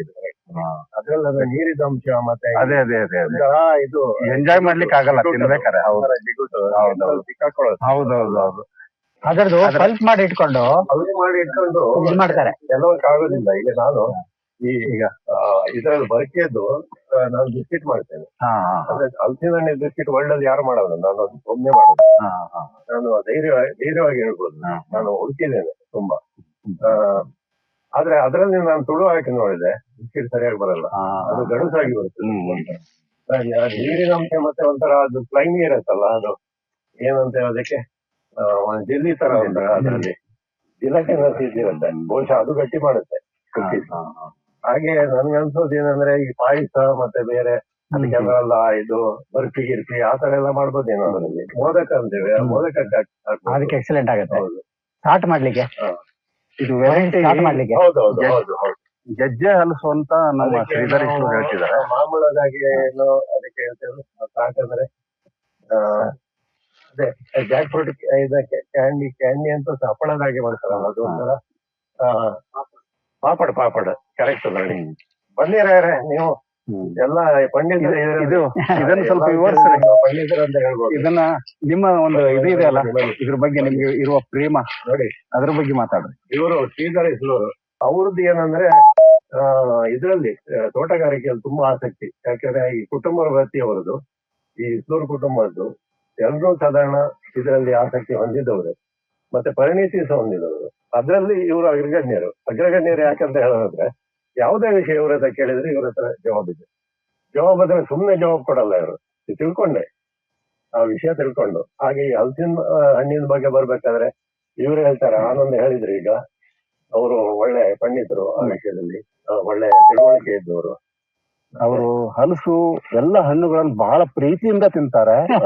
ಇಷ್ಟೊಂದು ಹಣ್ಣುಗಳ ಬಗ್ಗೆ ಇದು ಇರುವಂತದ್ದು ಶ್ರೀಧರೇಶ್ವರು ಮಾತ್ರ. ನೋಡಿ, ಪ್ರೀತಿಯಿಂದ ನಾವು ತಿಂತೀವಿ, ಅದ್ರ ಬಗ್ಗೆ ತಿಳ್ಕೊಳ್ಳೋದೇ ನಾವು ತಿಂತೀವಿ. ಅದು ಏನಂತಲ್ಲ, ಅದ್ರಲ್ಲಿರೋ ಎಲ್ಲ ಮಾಹಿತಿ ನೀವು ಕೊಟ್ಟು ಇದು ಈ ವೆರೈಟಿ ಆ ವೆರೈಟಿ ಅಂತ ನೀವೇ ಹೇಳ್ಬೇಕು. ಅವ್ರು ಹಾಗಲ್ಲ, ಅವ್ರು ಎಂತ ಹೇಳ್ತಾರ ಇದು ಅದಿದು ಅಂತ. ಆ ಪರಿಣಿತಿ ಮುಖ್ಯ ನಮ್ಗೆ. ಈ ಬಕ್ಕೆ ಹಲಸಿನಲ್ಲಿ ಬಹಳಷ್ಟು ಬಗೆಗಳಿದ್ದಾವೆ. ಅದರಲ್ಲಿ ಏಕಾದಶಿ ಬಕ್ಕೆ ಅಥವಾ ಚಂದ್ರ ಬಕ್ಕೆ, ಇದು ಚಂದ್ರಬಕ್ಕಿ ಈ ತರ, ಅಥವಾ ರುದ್ರಾಕ್ಷಿ ಬಕ್ಕೆ, ಈ ತರ ಬಹಳಷ್ಟು ಬಕ್ಕೆಗಳಿದ್ದಾವೆ. ಅದರಲ್ಲಿ ವಿಶೇಷವಾಗಿ ನೀವೊಂದು 10 ಹೆಸರು ಹೇಳಿದ್ರು ನಾನು ತಿಳ್ಕೊಂಡಿರ್ತೀನಿ ಅಷ್ಟೇ. ಈ ಹಣ್ಣಿನಲ್ಲಿ ಈ ಮರ ಪರ್ಟಿಕ್ಯುಲರ್ ಬಕ್ಕೆ ಹಣ್ಣು ಅಂತ ಹೇಳಿದ್ರು. ಆದ್ರೆ ಇದು ಏನಾಗಿದೆ, ಒಂದು ಗೊಂಚಲಾಗಿ ಹಿಡ್ಕೊಂಡಿದೆ ನೋಡಿ ಈ ಮರ. ಈ ತರ ಗೊಂಚಲಾಗಿ ಹಿಡ್ಕೊಂಡ ಬಕ್ಕೆಗೆ ಗೆಜ್ಜೆ ಹಲಸು ಅಂತ ಹೇಳ್ತಾರೆ. ಅದು ಗೆಜ್ಜೆ ಬಕ್ಕೆ ಬೆಳೆಯುವ ರೀತಿಯಲ್ಲೇ ಹೇಳ್ಬೋದು. ನೀವು ಇಷ್ಟು ಈ ಪ್ಲಾಟ್ ನಲ್ಲಿ ಎಷ್ಟೋ ಹಲಸಿನ ಮರಗಳಿದಾವೆ, ಅದರಲ್ಲಿ ಅಂಬ್ಲಿ ಇದೆ ಅಥವಾ ಬಕ್ಕೆಗಳಿದಾವೆ. ಆದ್ರೆ ಅದ್ರಲ್ಲಿ ಈ ಪರ್ಟಿಕ್ಯುಲರ್ ಮರ ಇದು ಒಂದೇ ಇರೋದು. ಇದ್ರಲ್ಲಿ ಮಾತ್ರ ಈ ತರ ಗೊಂಚಲಾಗಿ ಹಿಡ್ಕೊಂಡಿದೆ. ಈ ಗೆಜ್ಜೆ ಹಲಸಿನ ವಿಶೇಷತೆ ಅಂದ್ರೆ ಇದು ಹಿಡ್ಕೊಳ್ಳೋದೇ ಒಂದೊಂದು ಗೊಂಚಲಾಗಿ ಹಿಡ್ಕೊಳ್ತದೆ. ಬರೀ ಒಂದು ತೊಟ್ಟಿಗೆ ಇಲ್ಲಿ ನೋಡಿ ಒಂದು 8 ಹಣ್ಣುಗಳೇನೋ ಈ ನೋಡಿ, ಈ ಇದ್ರಲ್ಲಿ ನೋಡಿ ಒಂದು 6 ಹಣ್ಣಿನ ಇದೆ. ಈ ತರ ಒಂದು ಪರ್ಟಿಕ್ಯುಲರ್ ಒಂದೇ ಒಂದು ಇದಕ್ಕೆ ಎಷ್ಟು ಹಣ್ಣು ಹಿಡ್ಕೊಂಡಿರ್ತದೆ. ಒಂದ್ ನಾವು ಗೆಜ್ಜೆ ಆಡಿಸ್ಬೇಕಾದ್ರೆ ಹೆಂಗೆ ಸೌಂಡ್ ಬರ್ಬೇಕಾದ್ರೆ ಎಷ್ಟೋ ಹಿಡ್ಕೊಂಡು ಒಂದು ಸೌಂಡ್ ಬರ್ತದೆ, ಅದೇ ತರ ಆ ಗೆಜ್ಜೆ ನೋಡಿ. ಶ್ರೀಧರೇಶ್ವರ ಅವರು ಎಷ್ಟೆಲ್ಲ ನಮ್ಗೆ ಜ್ಞಾನ. ನಾವು ಬೆಳೆಸಿದವರಿಗೆ ಇಷ್ಟೆಲ್ಲ ಮಾಹಿತಿ ಇಲ್ಲ, ತಿನ್ನೋರಿಗೆ ಎಷ್ಟು ಚೆನ್ನಾಗಿ ಮಾಹಿತಿ ಇದೆ ಅಂತ ನನಗೆ ಅನ್ಸುತ್ತೆ. ಉಲ್ಲಾಸ್ ಪಾಲೇಕರ್ ತರ ನಾವು ಅಗ್ರಿಕಲ್ಚರ್ ಯೂನಿವರ್ಸಿಟಿಗೆ ಹೋಗಿ ಗ್ರಾಜುಯೇಟ್ ಆದ್ರೆ ಅಲ್ಲೂ ಇಷ್ಟು ಜ್ಞಾನ ಬರ್ಲಿಕ್ಕಿಲ್ಲ ಅಂತ. ಅದು ಇವರಿಗೆ ನಾನು ಯಾವುದೇ ಫೀಲ್ಡ್ ಅಲ್ಲೂ ಅಷ್ಟೇ, ನೀವು ಎಷ್ಟೇ ದೊಡ್ಡ ಸ್ಕಾಲರ್ ಆಗಿ ಎಷ್ಟೇ ಕಲಿಯಿರಿ, ಕಲಿಯೋದು ಇನ್ನೂ ಇರುತ್ತೆ. ಅದು ನಿಮ್ಗೆ ಗೊತ್ತು, ರಿಸರ್ಚ್ ಅನ್ನೋದು ನಡೀತಾನೆ ಇರುತ್ತೆ. ನಿಮ್ಮ ಅನುಭವದಲ್ಲಿ, ನಿಮ್ಮ ದೈನಂದಿನ ಅನುಭವದಲ್ಲಿ ವರ್ಷಗಳು ಉರುಳ್ತಾ ಹೋದಾಗೆ ಹೊಸ ಹೊಸ ತಳಿಗಳು ಬರ್ತವೆ, ಹೊಸ ಹೊಸ ಇದಾಗ್ತದೆ, ಆವಿಷ್ಕಾರಗಳಾಗ್ತದೆ. ಅದರಲ್ಲಿ ನೀವು ಜಗತ್ತಿಗೆ ಬೆಳಕು ಕೊಡ್ಬೇಕು. ಅದು ಏನಂತ ನಮ್ಗೆ ಪರಿಚಯಿಸಿ ಆ ವಿಷಯದಲ್ಲಿ ನಮ್ಮ ಕಣ್ತೆರೆಸ್ಬೇಕು. ನಿಮ್ ಜೊತೆ ಇವರು ಇದ್ದಾರೆ, ಬಸವರಾಜ್ ಅಲ್ಲ? ಹೌದು, ಪ್ಯಾರಲ್ ಇದೆಯಾ? ಬಸವರಾಜ್ ಇದ್ದಾರೆ. ಅವರಿಗೂ ಒಳ್ಳೆ ಇದಿದೆ, ಅನುಭವ ಇದೆ. ಮತ್ತೆ ಮತ್ತೆ ಇನ್ನಿಬ್ರು ಹುಡುಗರು ಆಗ ಸಿಕ್ಕಿದವರು, ಎಳೆ ವಯಸ್ಸಿನ ಹುಡುಗರು, ಹರ್ಷದ್ ಮತ್ತು ತಬ್ರೇಜ್. ಹರ್ಷದ್ ಮತ್ತು ತಬ್ರೇಜ್, ಅವರು ಅಷ್ಟೇ ಒಳ್ಳೆ ಇದ್ದಿದ್ದವರು, ಜ್ಞಾನ ಇದ್ದವರು. ಹಾಗೆ ಒಳ್ಳೆ ಟೀಮ್ ಉಂಟು ಇಲ್ಲಿ, ಅದು ನೋಡ್ಲಿಕ್ಕೆ ಸಿಕ್ತು ನನ್ಗೆ. ಎಲ್ಲಕ್ಕಿಂತ ಹೆಚ್ಚಾಗಿ ಟೀಮ್ ವರ್ಕ್ ಮುಖ್ಯ. ಒಬ್ರು ಇಬ್ರು ಕುತ್ಕೊಂಡು ನಾವೆಲ್ಲ ನಿಭಾಯಿಸ್ತೇವೆ ಅಂದ್ರೆ ಸಾಧ್ಯ ಇಲ್ಲ. ಇಷ್ಟು ದೊಡ್ಡ ಜಾಗ, ಇಷ್ಟೊಂದು ಮರಗಳು. ಈ ವರ್ಷ ಒಂಚೂರು ಮಳೆ ಇಲ್ಲಲ್ಲ, ತುಂಬಾ ಹೀಟ್ ಇತ್ತು, ಹೀಗಾಗಿ ಅಷ್ಟೊಂದು ಇನ್ನೂ ಕಲರ್ ಬಂದಿಲ್ಲ. ಅಂದ್ರೆ ಇಷ್ಟೊತ್ತಿಗೆ ರೆಡಿ ಆಗೋದು ಅಂದ್ರೆ ಮಧ್ಯೆ ಮಧ್ಯೆ ಮಧ್ಯೆ ಮಳೆ ಬರ್ತಾ ಇದ್ರೆ ಅದಕ್ಕೊಂದು ಶೈನಿಂಗ್ ಬರೋದು, ಕಲರ್ ಬರೋದು, ಟೆಕ್ಸ್ಚರ್ ಅದೆಲ್ಲ ಅದು ಸ್ವಲ್ಪ ಇದಾಗಿದೆ. ಯಾವಾಗಲೂ ಇದ್ದಂಗಿಲ್ಲ ಅಂತ. ಆದ್ರೆ ಈ ಸರಿ ಇದು ಬೆಳೆನೇ ಸ್ವಲ್ಪ ಕಮ್ಮಿ ಅನ್ಸುತ್ತೆ ಅಲ್ವಾ? ಸ್ವಲ್ಪ ಅಲ್ಲ, ಏನೂ ಇಲ್ಲ. ಏನಿಲ್ವಾ? ಏನೂ ಇಲ್ಲ. ಅದೇ ಕಳೆದ ವರ್ಷ ಮುಂಚೆ ಎಲ್ಲ ಬರೋ ತರ ಈ ಸರಿ ಇಲ್ಲ ಇಲ್ಲ. ಮತ್ತೆ ಅಂದ್ರೆ ಅದು ಇದರದೇ ಕ್ಲೈಮೆಟಿಕ್ ವೇರಿಯೇಷನ್, ಬೇರೆ ಏನು ಇದಲ್ಲ. ಇಲ್ಲಿ ಸುತ್ತಮುತ್ತಲು ಎಲ್ಲಾ ಕಡೆನೂ ಹಾಗೆ ಆಗಿದೆ. ಒಂದ್ 5-6 ಕಿಲೋಮೀಟರ್ ಎಲ್ಲ ಹೋಗಿ ಬಂದ್ರು ಅದೇ ತರ. ಮತ್ತೆ ಈ ಇದಕ್ಕೆ ಮಾವಿನ ಹಣ್ಣಿಗೆ ಕೆಂಪು ಮಣ್ಣು ಒಳ್ಳೇದಲ್ಲ ಅಂತ. ಅಲ್ಲ, ಮಾವಿನ ನಮ್ಮೂರಲ್ಲಿ ಮಂಗಳೂರಲ್ಲಿ ಈಗ ನಮ್ಮ ಜಾಗದಲ್ಲಿ ಹೆಚ್ಚಾಗಿ ಕೆಂಪು ಮಣ್ಣಿದೆ. ಆದ್ರೆ ಇದೆಲ್ಲ ಇದೆ, ನಾವು ಈ ಗೊಬ್ಬರ ಅದೆಲ್ಲ ಹಾಕಿದೀವಿ, ಎಲ್ಲ ಇದೆ. ಆದ್ರೆ ಹೆಚ್ಚಿದ ಗಿಡ ಬೆಳೆದಿಲ್ಲ. ಗೊಚ್ಚು ಮಣ್ಣು ಅಂತಾರೆ ಹಣ್ಣಿನ ಗಿಡ ಎಲ್ಲ ಜಾಸ್ತಿ ಅಲ್ಲಿ ಉತ್ಪತ್ತಿ ಬರುದಿಲ್ಲ ನಮ್ಮಲ್ಲಿ. ಮಾವಿನ ಹಣ್ಣಿಗೆ ಇದಂತಾರೆ ಮುರಕಲ್ ಅಂತ ಹೇಳ್ತಾರಲ್ಲ, ಈ ಕೆಂಪು ಲೆಟ್ರೈಟ್ ಸಾಯಿಲ್, ಇದು ಒಳ್ಳೇದಂತಾರೆ. ಅದು ಒಳ್ಳೇದಲ್ಲ, ಅದೇ ಒಳ್ಳೇದು, ಅದೇನೆ. ಹೌದಾ? ಲೇಟೆಸ್ಟ್ ಒಳ್ಳೆ. ಈಗ ನಿಮ್ಗೆ ತೋರಿಸಿದ್ರೆ ಒಂದು ಗುಡ್ಡು ನಮ್ಗೆ ಗೊತ್ತಾಗತ್ತೆ. ಒಂದು ಅರ್ಧ ಫೀಟ್ ಅದು ಕೆಳಗೆ ಹೋದ್ರೆ ನೀವು ಪೂರ ಲೆಟ್ರೈಟ್ ಸಾಯಿಲ್. ಇದು ಮೇಲೆ ಇದೆಯಲ್ಲ, ಕೆಳಗಡೆ ಫುಲ್ ಅದೇನೆ. ಹಾಗಾದ್ರೆ ಎಲ್ರು ಅಂತಾರೆ ಇಷ್ಟು ಒಳ್ಳೆ ಇದು ಎಲ್ಲೂ ಸಿಗೋದಿಲ್ಲ ಅಂತ ಹೇಳಿ. ಅಲ್ಲ, ಆದ್ರೆ ಈಗ ಈ ರೂಟಿಗೆ ಇದೇನಾದ್ರೂ ಬರುತ್ತಾ ಹುಳಗಿಳ? ಇಲ್ಲ ಇಲ್ಲ. ಇಲ್ವಾ? ಈಗ ಈ ಮದರ್ ರೂಟ್ ಅಂತಾರಲ್ಲ, ಅದಕ್ಕೇನೋ ಹುಳ ಬರುತ್ತೆ ಅಂತ ಇಲ್ವಾ? ಇಲ್ಲ, ತಾಯಿ ಬೇರಿಗೆ. ಹೌದಾ? ಇಲ್ಲ ಇಲ್ಲ ಇಲ್ಲ ಇಲ್ಲ, ಈ ಸಾಯಿಲ್ ಅಲ್ಲಿ ಅಂತದ್ ಯಾವ್ದೇ ಸಮಸ್ಯೆನೆ ಬಂದಿಲ್ಲ. ಇದು ಲೆಟ್ರೈಟ್, ಇದು ನೋಡಿ ಹೀಗಿದೆ. ಅಂದ್ರೆ ಮಣ್ಣಿಂದ ಇದು ಬಿಗಿನಿಂಗ್ ಇಂದಾನೆ ಸ್ಟಾರ್ಟ್ ಆಗುತ್ತೆ. ಮೇಲೆ ಹೇಗಿದೆ, ಒಳಗಡೆ ಹೇಗಿದೆ ಅಂತ ಗೊತ್ತಾಗತ್ತೆ ನೋಡಿದ್ರೆ ಸಾಯಿಲ್. ಈಗ ನೀವು ಯಾವ್ದೇ ಮೇಲೆ ಒಂದು 5-6 ಇಂಚು ಬೇರೆ ತರ ಇದೆ, ಕೆಳಗಡೆ ಇರೋದೆಲ್ಲ ಈ ತರ ಮಣ್ಣು. ಇದು ಒಳ್ಳೆ ಮಣ್ಣು ಅಂತಾರೆ. ಈ ಮಣ್ಣು ಒಳ್ಳೇದು. ಇದು ಲೆಟ್ರೈಟ್. ಈಗ ಕೆಳಗೆ ಹೋಗ್ತಿದ್ದಂಗೆ ಇದೇ ತರ ಇದೆ. ಇದು ಒಂದ್ ಸರ್ಟನ್ 10 to 15 ಫೀಟ್ ಆದ್ರೂ ಇರ್ಬೋದಾ ಅಂತ. ಥ್ರೋಔಟ್ ಇದು ನಮ್ಮ ಏರಿಯಾದಲ್ಲಿ ಮಣ್ಣು ಅಂತಾರೆ ಇದಕ್ಕೆ. ಇದು ಮ್ಯಾಂಗೋಗೆ ಬಹಳ ಚೆನ್ನಾಗಿ ಸೂಟ್ ಆಗುವಂತದ ಸಾಯಿಲ್ ಕಂಡೀಷನ್ಸ್. ಮತ್ತೆ ತಾವೇನ್ ರೆಡ್ ಸಾಯಿಲ್ ಇದು ಆಗಲ್ಲ, ಹಾಗೇನ್ ಇರ್ಲಿಕ್ಕಿಲ್ಲ. ಆದ್ರೆ ಈ ಪರ್ಟಿಕ್ಯುಲರ್ ಮಣ್ಣಿಗೆ ಮಾತ್ರ ಸೂಟ್ ಆಗಲ್ಲ ಅಷ್ಟೇ. ಈ ಭೂಮಿ ಮಾತ್ರ ಅದಕ್ಕೆ ಹೆಚ್ಚು ಸೂಕ್ತ ಇದೆ ಅಂತ ಹೇಳಿ, ಮಾವು ಬೆಳಿಲಿಕ್ಕೆ ನಮ್ಮ ಏರಿಯಾ ಬಹಳ ಸೂಕ್ತ ಆಗಿದೆ ಅಂತ ಹೇಳಿ ಮೊದ್ಲಿಂದಾನು ಕಂಡುಕೊಂಡಿದ್ ನಾವೆಲ್ಲಾನು. ಇದು ಕೆಲವು ಈ ಮುಂಡಗೋಡ್ ತಾಲೂಕು, ಹಾನಗಲ್ ತಾಲೂಕು ಇವೆರಡಲ್ಲೂ ಕೂಡ ಫುಲ್ ಮಾವೇ ಬೆಳೆದಿದ್ದಾರೆ ಎಲ್ಲಾರು ರೈತರು. ಈಗ ಅಡಿಕೆಯ ಒಂದು ಇದರಿಂದ ಪ್ರಲೋಭನೆಯಿಂದ ಮಾವನ್ ತೆಗೆದು ಅದನ್ನ ಮಾಡ್ತಾ ಇದ್ದಾರೆ. ಅದು ಒಳ್ಳೆ ಬೆಳವಣಿಗೆ ಅಲ್ಲವೇನೋ ಅನಿಸ್ತದೆ, ಅಡಿಕೆ ಕ್ರಾಪ್ ಇರೋದ್ರಿಂದ. ಇದೆಲ್ಲ ನೀರಿನ ತೇವಾಂಶ ಎಷ್ಟು ಇರ್ತದೆ ಅಂದ್ರೆ ನೆಲ ಹೆಚ್ಚಾಗಿ ಹೇಳ್ತಾರಲ್ಲ ಬೇರೆ ಬೇರೆ ಟೈಪ್. ನಿಮ್ ಭಾಷೆಯಲ್ಲಿ ಹೇಳೋದಾದ್ರೆ ಜೌಗು ನೆಲ? ಇಲ್ಲ, ಅಂತದಲ್ಲ. ಇದು ಒಣ ಭೂಮಿನೇ, ಜೌಗಲ್ಲ. ಮ್ಯಾಂಗೋ ಕನಿಷ್ಠ ನೀರಿನ ಪ್ರಮಾಣ ಮೇಲೆ ಸಸ್ಟೇನ್ ಆಗುತ್ತೆ ಮ್ಯಾಂಗೋ. ನೀರ್ ಇದ್ರೆ ನೀವು ಸಸಿ ನೆಟ್ಟು 1 ವರ್ಷ 2 ವರ್ಷ ನೀವು ಅದಕ್ಕೆ ನೀರು ಸ್ವಲ್ಪ ಹಾಕ್ತಾ 5 ವರ್ಷದವರೆಗೂ. ಈ ಸೈಡ್ ಕಾಣುತ್ತಲ್ಲ, ಇದು ನೀವು ನೋಡ್ತೀರಲ್ಲ, ಇಂಥ ಗಿಡಕ್ಕೆ ತುಂಬಾ ಸಮ್ಮರ್ ಇದ್ದಾಗ ಒಂದು 15 ದಿನಕ್ಕೆ ಒಂದ್ಸಲ ನೀರ್ ಹಾಕಿದ್ರೆ ಸಾಕು. ಮಳೆಗಾಲದಲ್ಲಿ ಏನು ನೀರೇ ಬೇಡ ಇದಕ್ಕೆ. ಹಾಕಿದ್ವಿ. ಸದ್ಯ ಅದು ಬೋರು ಸರಿಯಾಗಿ ಕೆಲಸ ಮಾಡ್ತಾ ಇರ್ಲಿಲ್ಲ, ಹಂಗಾಗಿ ಈ ವರ್ಷ ಡ್ರಿಪ್ ಅಲ್ಲಿ ನೀರ್ ಕೊಡ್ಲಿಕ್ಕೆ ಆಗ್ಲಿಲ್ಲ. ನಾವು ಇದ್ರಲ್ಲಿ ಮಾಡಿ ಟ್ಯಾಂಕರ್ ಗಳಲ್ಲಿ ಕೂಡ ತಂದು ಹಾಕುವಂತ. ಅದು ಆಲ್ಫೋನ್ ನೀವು ಈಗ ಬೆಳಿತಾರಲ್ಲ ಇಲ್ಲಿ ಹಾ. ರತ್ನಗಿರಿ ಆಲ್ಫೋನ್ ಮತ್ತೆ ಇದು ಒಂದೇನಾ ತಳಿ? ಸ್ವಲ್ಪ ಅಂದ್ರೆ ಸೇಮ್ ಇದು ಒಂದು ಸ್ವಲ್ಪ ಡಿಫ್ರೆನ್ಸ್ ಬರ್ಬೋದೇನೋ. ಈಗ ನೀವು ಅಂದ್ರೆ ಸಾಯಿಲ್ ಮೇಲೆ ಡಿಪೆಂಡ್ ಆಗಿರುತ್ತೆ. ಹಾ. ಇದು ಸೈಜು ಇದು ಪ್ಲಾಂಟ್ ಪಾಲಿನೇಷನ್ ಅದರಲ್ಲಿ ಏನಾದ್ರು ಇಲ್ಲ ಇಲ್ಲ ವ್ಯತ್ಯಾಸ ಇಲ್ಲ ಇಲ್ಲ ವ್ಯತ್ಯಾಸ ಅದಕ್ಕೆ ಸಂಬಂಧನೇ ಇಲ್ಲ. ನೀವು ಇನ್ಫ್ಯಾಕ್ಟ್ ಈ ಪ್ಲಾಂಟ್ ಏನಿದೆ ಅಲ್ಲ ಸಸಿ ರತ್ನಗಿರಿಂದಾನೇ ತಂದು ಹಚ್ಚಿದ್ದು. ರತ್ನಗಿರಿ ಸಸಿ ಅಂತಾನೆ ಇದು. ಇದು ಒರಿಜಿನಲ್. ಹೌದು, ನಾವು ಅಲ್ಲಿಂದಾನೇ ತಂದು ಇವೆಲ್ಲ ಪ್ಲಾಂಟ್ಸ್ ಅಲ್ಲಿಂದಾನೇ ತಂದು ಒಳ್ಳೆ ಮೆಚೂರ್ ಆಗಿ ಬಂದಿದೆ. ಎಲ್ಲರೂ ಒಳ್ಳೆ ಬಂದಿದೆ. ಅದು ಅನ್ಸತ್ತೆ, ಅದು ಇನ್ನೂ ಬಲ್ತಿಲ್ಲ, ಅದು ಇನ್ನು ಬಂದಿಲ್ವಾ? ಇನ್ನು 15 ದಿನ ಹೋಗ್ಬೇಕಾದ್ರೆ ಬೆಳಿಲಿಕ್ಕೆ. ನೋಡ್ಲಿಕ್ಕೆ ಆಕಾಣಿಸ್ತಲ್ವಾ? ಅಂದ್ರೆ ನಾವು ತಪ್ಪು ಕಲ್ಪನೆ ಇಟ್ಕೊಂಡು ಏನೇನೋ ಮಾಡಿದೀವಿ. ನಮ್ಗೆ ಮಾವಿನಲ್ಲಿ ಕಲರ್ ಬಂದ ತಕ್ಷಣ ನಮ್ಗೆ ಒಂದು ಇಲ್ಲ, ಇಲ್ಲ. ಇದು ಮಾಡ್ಬೇಕಂತ ಇಲ್ಲ. ಅದು ಹೇಗೆ ಗೊತ್ತಾಗುತ್ತೆ ನಿಮ್ಗೆ ಈಗ ಮೆಚೂರ್ ಆಗಿದ್ದಂತ ಹೇಗೆ ಗೊತ್ತಾಗುತ್ತೆ? ಅಲ್ಲ, ಮೆಚುರಿಟಿ ಬಂದ ನಂತರ ಈ ಪ್ಲಾಂಟ್ ಈಗ ಸುಮ್ನೆ ನೋಡ್ತಾ ಇದ್ರು 1-2 ಹಣ್ಣಾಗ್ಲಿ ಸ್ಟಾರ್ಟ್ ಆಗತ್ತೆ. ಅದು ಕಂಪ್ಲೀಟ್ ಮೆಚುರಿಟಿ. ಓ, ಅಂದ್ರೆ ಆಮೇಲೆ ತಿನ್ಲಿಕ್ಕೆಲ್ಲ ಇದು ಇರುತ್ತಲ್ಲ, ಹಾ. ಇದಿರುತ್ತಲ್ಲ, ಇಲ್ಲಿ ಒಂದು ಇದು ಬಿದ್ದಂಗೆ ಬಿದ್ದಿರುತ್ತೆ, ಒಂದು ಡಿಪ್ರೆಷನ್ ಬಿದ್ದಂಗೆ ಈ ಏರಿಯಾದಲ್ಲಿ. ಗಂಟಿದ್ದಲ್ಲಿ ಇಲ್ಲಿ ಒಂದು ಡಿಪ್ರೆಷನ್ ತರ, ಆವಾಗ ಅದು ಸ್ವಲ್ಪ ಮೆಚೂರ್ ಆಗಿದೆ. ಟೆಮ್ಮಲ್ಲ, ಟೆಮ್ ಹತ್ರ ಸುತ್ತಮುತ್ತಲು ಇದೆ. ಕೆಳಗೆ ಹಾ. ಈಗ ಮಾವಿನ ಹಣ್ಣಿನ ತರ ಎಲ್ಲಿ ಇದು ಜಾಯಿಂಟ್ ಉಂಟು ಸ್ವಲ್ಪ ಸಣ್ಣ ಡಿಪ್ರೆಷನ್ ಇದ್ದಂಗೆ. ಹಾಗೆ ಗೊತ್ತಾಗುತ್ತೆ. ಅವರು ನೋಡಿ, ಅನುಭವ ಇರ್ಬೇಕಲ್ಲ ಇದಕ್ಕೆ. ಅದು ಅಲ್ಪಂದಲ್ಲ ಎಲ್ಲ ಇಲ್ಲಿ ಈ ಕಡೆ ಬನ್ನಿ. ಹೈಟ್ ಅಲ್ಲಿ ವ್ಯತ್ಯಾಸ ಇದೆ ಅಲ್ವಾ? ಒಂದೊಂದು ಗಿಡ ಒಂದೊಂದ್ ತರ. ಅಲ್ಲ ಅಂದ್ರೆ ಏಜ್ ಅಲ್ಲ, ಒಂದೇ ಟೈಮ್ ಶೋ ಮಾಡಿದ್ದಲ್ಲ. ಒಂದು 50, 60, 70 ವರ್ಷದ ನಮ್ಮ ಇವ್ರ ಕಾಲ, ತಾತನ ಕಾಲದಲ್ಲಿ ಇದೆ. ಹಾ, ತೋತಾಪರಿ. ಆಮೇಲೆ ನಮ್ಮ ಕಾಲದಲ್ಲಿ ನೆಟ್ಟಿದ್ದು ಇದೆ. ಇದೆಲ್ಲ ಒಂದು 7-8 ವರ್ಷದ, 5-6 ವರ್ಷದ್ದು, ಇನ್ನೂ ಸಣ್ಣದಿದೆ. ಆತರ ಎಲ್ಲ ಮಧ್ಯೆ ಮಧ್ಯೆ ಒಂದೊಂದು ಚಿಕ್ಕದ ಹಾಕಿದ್ದೀರಿ, ನೋಡಿದಿರಲ್ವಾ? ಖಾಲಿ ಜಾಗ ಈಗ ಏನ್ ಮಾಡ್ಬಾರ್ದು. ಇನ್ನೊಂದು ಇಂಟ್ರೆಸ್ಟಿಂಗ್ ಯಾವ ಸೀಸನ್ ಅಂದ್ರೆ ಪ್ರತಿ ವರ್ಷ ಒಳ್ಳೆ ಕ್ರಾಪ್ ಇದು ಕೊಡುತ್ತೆ. ತೋತಾಪರಿ ಹೌದು. ಅಂದ್ರೆ ಇದು ನೀವು ಕಾಟು ವೆರೈಟಿ ಅಂತೀವಿ. ಕಾಟಲ್ಲ ಇದು. ಹಾಗಲ್ಲ, ಇದು ಇಲ್ಲ, ಒಳ್ಳೆ ವೆರೈಟಿ. ಇದು ಗ್ರಾಫ್ಟೆಡ್, ಇದು ಕೂಡ ಒಳ್ಳೆ ವೆರೈಟಿನೇ. ಕಾಯಿನೂ ಯೂಸ್ ಮಾಡ್ಬೋದು, ಹಣ್ಣು ಯೂಸ್ ಮಾಡ್ಕೋಬಹುದು. ಪಲ್ಪ್ ಮಾಡ್ಲಿಕ್ಕೆ ಹೆಚ್ಚಾಗಿ ಹೋಗ್ತಿರೋದು ಇದೆ.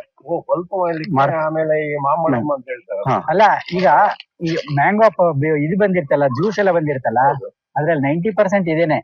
ಅಂದ್ರೆ ಇದು ಕೊಡುತ್ತೆ, ಬಲ್ಕ್ ಕೊಡುತ್ತೆ. ಜಾಮಲ್ ಹೋಗ್ತಾರೆ. ಹಾ, ಇದೆಲ್ಲ ಬಲ್ಕ್ ಕೊಡುತ್ತೆ.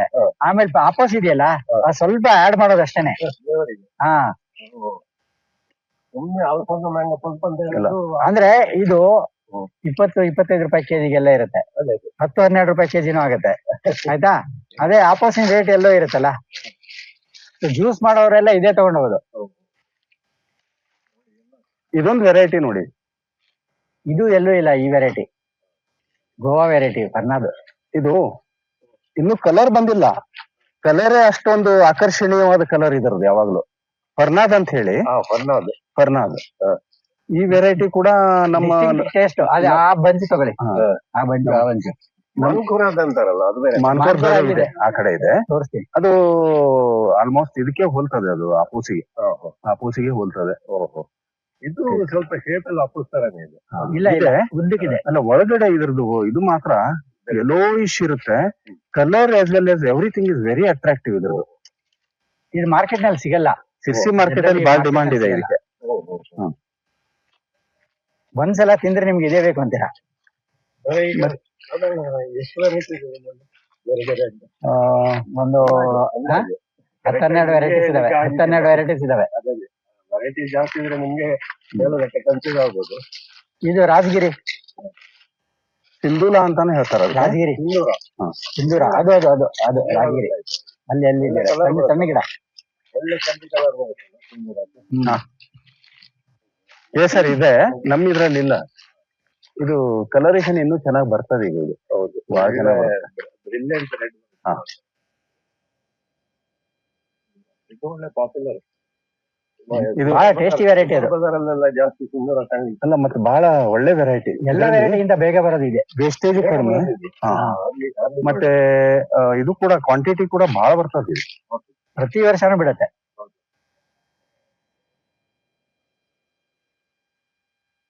ಈಗ ಸದ್ಯ ಮಾರ್ಕೆಟ್ ಅಲ್ಲಿ ಸಿಗ್ತಾ ಇರೋದು ಇದೇ ಫ್ರೂಟ್. ಅದು ಮಾನ್ಕೋರಲ್ಲ, ಆಲ್ರೆಡಿ ರೆಡಿ ಇದೆ ಇದು.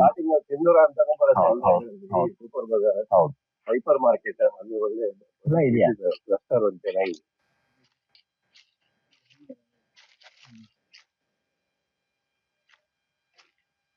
ಫಸ್ಟ್ ಟೈಮ್ ನಾನು ನೋಡ್ತಾ ಇರೋದು ಮರದ ಮೇಲೆ ಮರದ ಮೇಲೆ ಫಸ್ಟ್ ಟೈಮ್ ನೋಡ್ತಾ ಶಾಪ್ ಅಲ್ಲೇ ನೋಡಿದ್ವಿ. ಅದೇ ಈ ಆದ್ರೆ ಮರದ ಬಗ್ಗೆ ನಮ್ಗೆ ಇದು ಐಡೆಂಟಿಫಿಕೇಶನ್ ಹೇಗ್ ಮಾಡ್ತೀವಿ? ಯಾವ ಅಲ್ಲ ಅದು ಆಲ್ಮೋಸ್ಟ್ ಎಕ್ಸ್ಪೀರಿಯನ್ಸ್ ಮೇಲೆ ಲೀಫ್ ಸ್ಟ್ರಕ್ಚರ್ಸ್ ಇದಾವೆ, ಅದು ಮತ್ತೆ ಇದ್ರ ಮೇಲೆ ಆಮೇಲೆ ಈಗ ಒಂದು ಇದಕ್ಕೆ ಹೂ ಇದರಲ್ಲಿ ಇನ್ಫ್ಲೋರೆನ್ಸ್ ಅದ್ರಲ್ಲಿ ಗೊತ್ತಾಗಲ್ಲ. ಆದ್ರೆ ಕೆಲವು ಇನ್ಫ್ಲೋರೆನ್ಸ್ ಕಲರೇಷನ್ ಬೇರೆ ಇರುತ್ತೆ, ಒಂದೊಂದು ವೆರೈಟಿ ಇದು ಕಲರ್ ಚೇಂಜ್ ಇರ್ತದೆ. ಆಮೇಲೆ ಈ ತರ ಎಲೆ ತೆಗೆದು ಹಿಂಗ್ ಸ್ಮೆಲ್ ನೋಡ್ಬೋದು, ಆಪೋಸಿಟ್ ಎಲ್ಲ ಕ್ಲಿಯರ್ ಆಗಿ ಗೊತ್ತಾಗುತ್ತೆ. ಅಲ್ಲ ಇರುತ್ತೆ ಈ ಎಲೆ ಇದ್ರ ತೊಟ್ಟಲ್ಲಿ ಈ ರಸ ಇರುತ್ತಲ್ಲ, ಇದಕ್ಕೊಂದು ಸ್ಮೆಲ್ ಇದೆ, ಅದು ಫ್ರೂಟ್ ಸ್ಮೆಲ್ ಬರ್ತದ ಅದು. ಹಾಗಾಗಿ ಕೆಲವು ಇದನ್ನ ಆತರ ಐಡೆಂಟಿಫೈ ಮಾಡ್ಬೋದು, ಈಸಿ ಆಗತ್ತೆ ಅದು. ಅದನ್ನ ಬಿಟ್ರೆ ಅನುಭವದ ಮೇಲೆ ಮಾಡುವಂತದ್ದು ಇದೆ ಅಲ್ಲ. ಈಗ ಜಸ್ಟ್ ಮಾವಿನ ಮರ ನೋಡಿ ಇದು ಇದೇ ತಳಿ ಅಂತ ಹೇಳುವಂತದ್ದು ಅದಕ್ಕೆ ಹೆಚ್ಚು ಅನುಭವದ ಮೇಲೆ ಸಾಧ್ಯ ಇದೆ ಅದು. ಇನ್ನು ಮುಂದಿನ ಜೀವನ ಈಗ ನಿಮ್ಮ ಕುಟುಂಬದ ಬಗ್ಗೆ ಒಂದು ಸಂಕ್ಷಿಪ್ತವಾಗಿ ಹೇಳ್ಬೋದಾ ಉಲ್ಲಾಸ್ ಮತ್ತೆ ಆನಂದ್?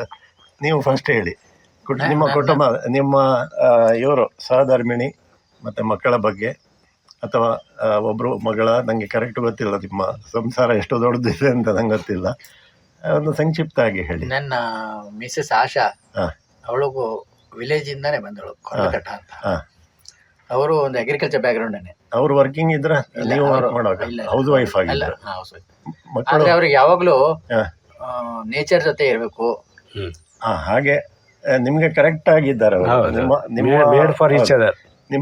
ನಿಮ್ಮ ಸಹಧರ್ಮಿಣಿ ಅಂದ್ರೆ ನಿಮ್ಮ ಎಲ್ಲಾ ಇದರಲ್ಲಿ ಕಷ್ಟದಲ್ಲಿ ಸುಖದಲ್ಲಿ ಜೊತೆಗಿದ್ದಾರೆ, ಈಗಲೂ ಇದ್ದಾರೆ. ಅವರಿಗೂ ಇದು ತುಂಬಾ ಇಷ್ಟ ಉಂಟಂತೆ. ನಾನು ಬೆಂಗಳೂರಿನಲ್ಲಿ ಇದ್ದಾಗ ನಾನು ಒಂದು 3 ಎಕರೆ ಜಾಗ ತಗೊಂಡು ಅಲ್ಲೂ ಒಂದು ಮಾವಿನ ತೋಟ ಡೆವಲಪ್ ಮಾಡಿದ್ರು. ಹೌದು ಹೌದು ಹೌದು. ಆಮೇಲೆ ಅಲ್ಲಿ ಲೇಬರ್ ಸಿಗೋದು ಕಷ್ಟ, ನೀರಿನ ತೊಂದರೆ ಇದರಿಂದ ಜಾಗ ರೇಟ್ ಬಂತು, ಮಾರ್ಬಿಟ್ಟೆ. ಆಮೇಲೆ ಒಂದು ಅಜೆಂಡಾ ಬೇಕಲ್ಲ, ನಮ್ಗೆ ಏನಿಸ್ತಂದ್ರೆ ಇಲ್ಲೇ ನಮ್ಮ ಅಜೆಂಡಾ ಸಿಗತ್ತೆ ಅಂತ. ಹೌದು ಹೌದು, ಅದು ಯಾವಾಗಲೂ ಇದ್ದದ್ದೇ. ಅಂದ್ರೆ ನೀವಂದ್ರೆ ಉಪಾಯ ಇಲ್ಲದೆ ಬರುದಂತಲ್ಲ. ಈಗ ಕೆಲವರೇನ ಬೇರೆ ನಿರ್ವಾಹ ಇಲ್ಲ. ಈಗ ಕೆಲವರು ಏನ್ ಮಾಡ್ತಾರೆ ಅಂದ್ರೆ 4 ಊರು ಸುತ್ತಾರೆ, ಫಾರಿನಿಗೆ ಹೋಗ್ತಾರೆ, ಅಲ್ಲಿ ಇಲ್ಲಿ ಎಲ್ಲೂ ಬೇಳೆ ಬೇಯುದಿಲ್ಲ. ಆಗ ಬಂದು ಅಪ್ಪನೆಟ್ಟ ಆಲದ ಮರದ ಕೆಳಗೆ ಬಂದು ಆಶ್ರಯ ಮಾಡ್ತಾರೆ. ಇವ್ರದ್ದು ಆಗಲ್ಲ ಕೇಳಿದ್ರು. ಇವರೇನಂದ್ರೆ ಇವರ ಹೃದಯದಿಂದ ಬರುವ ಭಾವನೆಗಳು ಬೆಸೆದುಕೊಂಡಿದ್ದೇವೆ, ಈ ತೋಟದೊಟ್ಟಿಗೆ ಬೆಸೆದುಕೊಂಡಿದ್ದೇವೆ. ಮತ್ತೆ ಇಲ್ಲಿದ್ದೇ ಉತ್ಪನ್ನ, ಅವರು ಈ ಮರ ಗಿಡಗಳೊಟ್ಟಿಗೆ ಅವರು ಸಹ ಇಲ್ಲಿದ್ದೇ ಉತ್ಪನ್ನ, ಇಲ್ಲೇ ಬೆಳೆದವರು, ಇಲ್ಲೇ ಹುಟ್ಟಿದವರು, ಇಲ್ಲೇ ಬೆಳೆದವರು. ಹಾಗಾಗಿ ಅವರಿಗೆ ಇದು ಜೀವನದ ಒಂದು ಅವಿಭಾಜ್ಯ ಅಂಗ ಆಗಿದೆ. ಅದೊಂದು ವಿಶಿಷ್ಟ. ಮತ್ತೆ ನಿಮ್ಮ ಮಕ್ಕಳು, ನಿಮ್ಮ ಒಬ್ಳು ಮಗಳು ಸಾಫ್ಟ್ವೇರ್ ಇಂಜಿನಿಯರ್, ಮದುವೆ ಆಗಿದೆ ಅವ್ರದ್ದು. ಎಲ್ಲಿ ಸೆಟ್ಲ್ ಆಗಿದ್ದಾರೆ ಈಗ? ಬೆಂಗಳೂರಲ್ಲೇ ಇದ್ದಾರೆ. ಜಾಸ್ತಿ ದೂರ ಇಲ್ಲ. ಅಂದ್ರೆ ಫಾರಿನ್ ಅಲ್ಲಿ ಅಲ್ಲಿ ಇಲ್ಲಿ ಇದ್ರೆ ಹೋಗಿ ಬರೋದು ಸ್ವಲ್ಪ ಕಷ್ಟ. ಹಾಗೆ ನೀವು ಈ ಮಾವಿನ ಸೀಸನ್ ಅಲ್ಲಿ ಹೋಗೋ ಸಾಧ್ಯತೆ ಇಲ್ಲ, ಬಿಟ್ಟು ಮತ್ತೆ ಆಗ್ಬೇಕದು ಮಳೆಗಾಲದ ನಂತರ ಅಥವಾ ಚಳಿಗಾಲದಲ್ಲಿ ಹೋಗುವಾಗಿಲ್ಲ. ಅಂತ ಊರುಗಳಿಲ್ಲ ಅಲ್ಲಿ, ಅವರು ಬರ್ಬೋದು. ಅದೇ ಹಾಗಾಗಿ ಚಿಕ್ಕ ಸಂಸಾರ ಸುಖಿ ಸಂಸಾರ ಒಂದು ಇದಿದೆ, ಅದರಲ್ಲೊಂದು ಅರ್ಥ ಇದೆ, ಇವರ ಜೀವನದಲ್ಲಿ ಒಂದು ಒಳ್ಳೆಯ ಅರ್ಥ ಇದೆ, ಮಾದರಿ ಕುಟುಂಬ. ಹೌದು. ಬಾಕಿಯವರಾಗೆ ಇವರು ಈಗ ನಾವು ರ್ಯಾಟ್ ರೇಸ್ ಅಂತೇವೆ, ಅಂದ್ರೆ ಒಟ್ಟಾರೆ ಒಂದು ಕಾಂಪಿಟಿಷನ್, ಇನ್ನೊಬ್ಬ ಮಾಡಿದಂತ ನಾನು ಮಾಡಿದ್ದು, ಅದರ ಹಿಂದೆ ಇಲ್ಲ ಇವ್ರದ್ದು ದಾರಿಯೇ ಬೇರೆ, ಇವ್ರದ್ದು ಜೀವನದ ಆಧ್ಯಾತ್ಮ ಫಿಲಾಸಫಿಯೇ ಬೇರೆ ಇವ್ರದ್ದು. ಹಾಗಾಗಿ ಅಂಥವರು ಸಿಕ್ಕುದು ವಿರಳ. ಅದಕ್ಕೋಸ್ಕರ ನನಗೆ ಅವರು ಹಿಂದಿನ 1-2 ಇದರಲ್ಲಿ ಸಂದರ್ಭದಲ್ಲಿ ನಾವು ಭೇಟಿಯಾದಾಗ ನಮ್ಮ ಮನಸ್ಸಿನ ಭಾವನೆಗಳನ್ನು ನಾವು ಮಾತಾಡಿಕೊಂಡು ವಿನಿಮಯ ಮಾಡಿಕೊಂಡಾಗ, ಪರಸ್ಪರ ವಿನಿಮಯ ಮಾಡಿಕೊಂಡಾಗ ನನಗೆ ಅನಿಸಿತು, ನನ್ನಲ್ಲಿ ಇರುವ ನನ್ನ ಪ್ಯಾಷನ್, ಅಂದರೆ ನನ್ನ ಒಂದು ಆಕಾಂಕ್ಷೆ ಏನಿದೆ ಅದನ್ನು ಅವ್ರು ಮಾಡ್ತಾ ಇದ್ದಾರೆ. ನನ್ನ ಕೈಯಲ್ಲಿ ಸಾಧ್ಯ ಇಲ್ಲ. ನಾನು ಹೇಳಿದೆ, ಇಂಥ ಒಂದು ತೋಟ ನಡೆಸುವುದು ನಂಗೆ ಕನಸು ಮನಸ್ಸಲ್ಲೂ ಸಾಧ್ಯ ಇಲ್ಲ. ಆದರೆ ಅದನ್ನು ನೋಡಿ ಪ್ರತ್ಯಕ್ಷ ಒಂದು ಅದನ್ನು ಅನುಭವಿಸಿ ಹೋಗ್ಬೇಕನ್ನೋದು ನನ್ನ ಇಚ್ಛೆ ಆಗಿತ್ತು. ಇವತ್ತು ಅದಕ್ಕೆ ನನಗೆ ಇವರು ಅನುವು ಮಾಡಿಕೊಟ್ರು. ಅದಕ್ಕೆ ನನಗೊಂದು ಸಂದರ್ಭ ಒದಗಿ ಬಂತು, ಸುಸಂದರ್ಭ ಅಂತ ಹೇಳ್ಬೋದು. ಬಹಳ ಖುಷಿ ಆಯಿತು. ಈ ಕಳೆದ 4-6 ವರ್ಷದಿಂದ ನಾವು ಇದರ ಬಗ್ಗೆ ಮಾತಾಡ್ತಾ ಇದ್ದೇವೆ. ಆದರೆ ಇವತ್ತು ಆ ಯೋಗ ಬಂತು ನನಗೆ. ಹಾಗೆ ಮನಸ್ಸು ಬಿಚ್ಚಿಸ ಮಾತಾಡಿದರು. ಆನಂದ್ ಒಂದು ಸಂಕ್ಷಿಪ್ತವಾಗಿ ನಿಮ್ಮ ಕುಟುಂಬದ ಬಗ್ಗೆ ಒಂದು ಹೇಳಿಬಿಡಿ. ಅದೇ, ನನ್ನ ಮಿಸ್ಸಸ್ಸು ನಮ್ಮ ಸಂಬಂಧಿಕರೇ, ಅಂದರೆ ನಮ್ಮ ತಂದೆ ತಂಗಿ ಮಗಳೇ. ಓಹೋ. ಮತ್ತೆಲ್ಲ ವಿಚಾರದಲ್ಲಿ ನಮ್ಗೆ ಹಾಗಾದ್ರೆ ನಿಮ್ಗೆ ಇದು ಬಂದೇ ಇರ್ತದೆ, ಅಂದ್ರೆ ಪರಸ್ಪರ ಹೊಂದಾಣಿಕೆ ಬಂದೇ ಬರ್ತದೆ ಏನು. ಹಾಗಾಗಿ ಆ ವಿಚಾರದಲ್ಲಿ ಯಾವುದೇ ಅಭ್ಯಂತರಗಳಿಲ್ಲ, ವ್ಯತ್ಯಾಸಗಳಿಲ್ಲ. ಅಂದ್ರೆ ಒಂದೇ ಮಟ್ಟದ ಎರಡು ವಿಚಾರಧಾರೆ. ವಿಚಾರದ ವಿಚಾರಧಾರೆ ಮನೆಯಿಂದ ಹೌದು. ಇದಾದಂಗೆ ಹೌದು. ಒಬ್ಬ ಮಗ ಇದ್ದಾನೆ, ಹಾ. ಅವನು ಆಲ್ರೆಡಿ ಸೆಟಲ್ಡ್ ಇನ್ ಇದು Bangalore. ಸಾಫ್ಟ್ವೇರ್ ಬೆಂಗಳೂರಲ್ಲಿ. ಇಬ್ರು ಹಾಗಾದ್ರೆ ಅವ್ರ ಮಗಳು ನಿಮ್ಮ ಮಗ ಎಲ್ಲ ಸಾಫ್ಟ್ವೇರ್, ಅವರು ಬೆಂಗಳೂರು. ಹೌದು.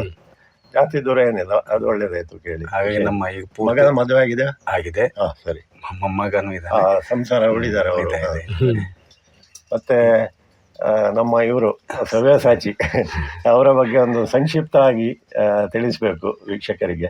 ಯಾಕಂದ್ರೆ ಇವರು ಇಸ್ಲೂರು ಕುಟುಂಬ ಅಂದ್ರೆ ನಮ್ಮ ಭಾವನವರ ಅಣ್ಣನ ಮಗ, ನಮ್ಮ ಭಾವನವರ ಕುಟುಂಬದವರು, ಅತಿ ಸಮೀಪದವರು, ಮತ್ತೆ ಎಲ್ರಿಗೆ ಬೇಕಾದವರು. ಈಗ ಶಿರ್ಷಿಯಲ್ಲಿ ಒಂದು ಕಾಮನ್ ಡಿನಾಮಿನೇಟರ್ ಹೇಳ್ತೇವೆ ನಾವು, ಈ ಮ್ಯಾಥ್ಸಲ್ಲಿ ಒಂದು ಕಾಮನ್ ಡಿನಾಮಿನೇಟರ್ ಅಂತ ಇರ್ತದೆ. ಅದು ಯಾವುದನ್ನು ಭಾಗಿಸುವುದು, ಇದು ಮಾಡೋದು, ಎಲ್ಲ ಗುಣಿಸುವುದು ಎಲ್ಲ ಮಾಡ್ತದೆ ಕೆಲಸ. ಅದನ್ನು ಇವರು ಸಹ ಮಾಡ್ತಾರೆ. ಎಂತ ಬೇಕಾದರೂ ಶ್ರೀಧರ್ ಒಂದು ಫೋನ್ ಮಾಡಿದರೆ ಆಯಿತು, ಇವರ ಕೈ ಕೆಲಸ ಆಗಿದೆ. ನನಗೂ ಅಷ್ಟೇ, ಶಿರ್ಷಿಗೆ ಬರ್ತಾ ಇದ್ದಾನೆ ಶ್ರೀಧರ್ ಅಂತೇಳಿ ಇವ್ರ ಹತ್ರನೇ ನಾನು ಗೈಡೆನ್ಸ್ ತಗೊಂಡು ಹೇಗೆ ಬರಬೇಕು, ಎಲ್ಲಿ ಬರಬೇಕು, ಎಲ್ಲಿ ಉಳ್ಕೊಳ್ಬೇಕು ಎಲ್ಲ ಆಯಿತು. ಅವರ ಮನೆಗೂ ಭೇಟಿ ಕೊಟ್ಟೆ, ಅಲ್ಲಿ ಆತಿಥ್ಯವೂ ಆಯಿತು ಅವ್ರದ್ದು ಎಲ್ಲ. ಆ ರೀತಿ ಮನುಷ್ಯ. ಮತ್ತು ನಾವು ಪ್ರಾಯದಲ್ಲಿ ಹೆಚ್ಚು ನಮಗೆ ಇದಿಲ್ಲ, ಏಜ್ ಗ್ಯಾಪ್ ಇಲ್ಲ, ಒಂದೇ ಸಮಕಾಲೀನರು. ಹಾಗಾಗಿ ಚಿಕ್ಕಂದಿನಿಂದ ಜೊತೆಗೆ ಬರ್ತಿದ್ದ ಕಾರಣ ನನಗೆ ಗೊತ್ತು, ಅವರ ಕುಟುಂಬದ ಬಗ್ಗೆ ಸಹ ಗೊತ್ತು, ಈಗದ ಸಂಸಾರದ ಬಗ್ಗೆ ಸಹ ಗೊತ್ತು. ಆದರೆ ವೀಕ್ಷಕರಿಗೆ ಒಂದು ಸಂಕ್ಷಿಪ್ತವಾಗಿ ಒಂದು ಹೇಳಿಬಿಡಿ ನಿಮ್ಮ ಬಗ್ಗೆ, ನಿಮ್ಮ ಕುಟುಂಬದ ಬಗ್ಗೆ. ನಾನು ಶ್ರೀಧರ್ ಇಸ್ಲೂರ್, ಮತ್ತು ಸಿರ್ಸೆಯಲ್ಲಿ ಈಗ ವೃತ್ತಿಯಲ್ಲಿ ನಾನು ಆಪ್ಟೋಮೆಟ್ರಿಸ್ಟ್, ಅಂದರೆ ಕಣ್ಣು ತಪಾಸಣೆ ಮಾಡೋದು ಮತ್ತು ಚಸ್ಮವನ್ನು ಕೊಡೋದು. ನನ್ನ ಧರ್ಮಿಣಿ ಉಷಾ ಅಂಥೇಳಿ, ಅವರು ನನ್ನ ಎಲ್ಲ ಕೆಲಸಗಳಲ್ಲಿ ಅವರು ನನ್ನ ಜೊತೆಗೆ ಕೆಲಸ ಮಾಡ್ತಾರೆ. ಈಗ ಪುಣ್ಯದಿಂದ ನನ್ನ ಮಗನೂ ಆಪ್ಟೋಮೆಟ್ರಿಸ್ಟ್ ಆಗಿ ಗ್ರ್ಯಾಜುಯೇಟ್ ಆಗಿ ಬಂದಿದ್ದಾನೆ, ಅವನು ನನ್ನ ಜೊತೆ ಕೈ ಸೇರಿಸಿದ್ದಾನೆ. ಅವನ ಹೆಸರು ವಿಶಾಖ್ ಅಂಥೇಳಿ. ಅದ್ರ ಜೊತೆಗೆ ಅವನಿಗೆ ಮದುವೆ ಆಗಿ ಈಗ ಅವನ ಹೆಂಡತಿ ಶ್ರೇಯ ಅಂತೇಳಿ, ಅವಳು ನನ್ನ ಎಲ್ಲ ಕೆಲಸಗಳಲ್ಲಿ ಕೈ ಜೋಡಿಸಿದ್ದಾರೆ. ಅವರು ನಿಮ್ಮ ಇದರಲ್ಲಿದ್ದಾರೆ. ಹೌದು, ಅವರು ನನ್ನ ಕೈ ಜೋಡಿಸಿದ್ದಾರೆ. ಹಾಗಾಗಿ ಎಲ್ಲ ಇದರಿಂದ ಅದೊಂದು ಪುಣ್ಯವಶಾತ್ ನಮ್ಮ ಹಿರಿಯರಿಂದ, ನಮ್ಮ ತಂದೆ ತಾಯಿಗಳಾಗಲಿ, ಮತ್ತು ನನಗೆ ಈ ಕ್ಷೇತ್ರಕ್ಕೆ ತಂದಂಥ ನನ್ನ ಚಿಕ್ಕಪ್ಪ ಡಾಕ್ಟರ್ ಸುರೇಶ್ ಇಸ್ಲೂರ್ ಅವರ ಪ್ರೇರೇಪಣೆಯಿಂದ ನಾನು ಈ ಕ್ಷೇತ್ರಕ್ಕೆ ಬಂದಿದ್ದಾಗಲಿ, ಅವ್ರ ಮಾರ್ಗದರ್ಶನದಿಂದ ನಾನು ಈ ಮಟ್ಟಕ್ಕೆ ಏರಿದ್ದಾಗಲಿ, ಎಲ್ಲ ದೈವವಶಾತ್ ಎಲ್ಲವೂ ಒಂದು ಚೆನ್ನಾಗಿ ಇದಾಗಿದೆ. ಮತ್ತು ನನ್ನ ಕುಟುಂಬದ ಎಲ್ಲ ಸದಸ್ಯರು ನನಗೆ ಇದರಲ್ಲಿ ಬಹಳಷ್ಟು ಸಹಕಾರ ಕೊಟ್ಟಿದ್ದಾರೆ. ನನ್ನ ದೊಡ್ಡಪ್ಪ, ಚಿಕ್ಕಪ್ಪ ಅಥವಾ ಅವ್ರ ಮಕ್ಕಳು ಎಲ್ಲರೂ ನನ್ನ ಈ ಇಷ್ಟು ವರ್ಷದ ನನ್ನ ಜೀವನದ ಪಯಣದಲ್ಲಿ ಪ್ರತಿಯೊಬ್ಬರೂ ಅವ್ರವ್ರದ್ದು ಆದಂಥ ಒಂದು ಕಾಣಿಕೆಯನ್ನು ನನಗೆ ಕೊಟ್ಟಿದ್ದಿದೆ. ಅದ್ರ ಜೊತೆಗೆ ನಾನು ಇವತ್ತು ಇಲ್ಲಿ ಪಾಳಾಗೆ ಬಂದಿದ್ದೇನೆ. ಈ ಪಾಳಾದ ಒಂದು ವಿಶೇಷತೆ ಅಂದರೆ ನನ್ನ ತಂದೆಯವರ ಅಕ್ಕನ ಊರಿದು. ನಮಗೆ ಹುಟ್ಟಿನಿಂದ ಕೂಡ ಇದು ನಮ್ಮ ಊರಿಗೆ ಭಾಳ ಹತ್ತಿರ ಆಗಿರೋದ್ರಿಂದ ಇಲ್ಲಿ ಮತ್ತು ನಮ್ಮದು ಒಂದು ಅವಿನಾಭಾವ ಸಂಬಂಧ, ಅಂದರೆ ಹುಟ್ಟಿನಿಂದಾನೇ ಇರುವಂಥ ಸಂಬಂಧ ಇದು. ಇದರ ವಿಶೇಷತೆ ಅಂದರೆ ನಮ್ಮ ತಂದೆಯವರ ಅಕ್ಕ ಶಾಂತಕ್ಕ ಆಗಲಿ, ಅವ್ರ ಮನೆಯವರ ಅಪ್ಪ ಭಾವಜ ಆಗಲಿ, ನಮ್ಗೆ ಭಾಳ ಪ್ರೀತಿಯಿಂದ ಅವ್ರ ಮಗನಂತೆ ನನಗೆ ನೋಡಿ ಹಿಂದಿಂದಾನೇ ನನಗೆ ಪ್ರತಿಯೊಂದು ಕೆಲಸದಲ್ಲೂ ಹುರಿದುಂಬಿಸಿದ್ದಾರೆ.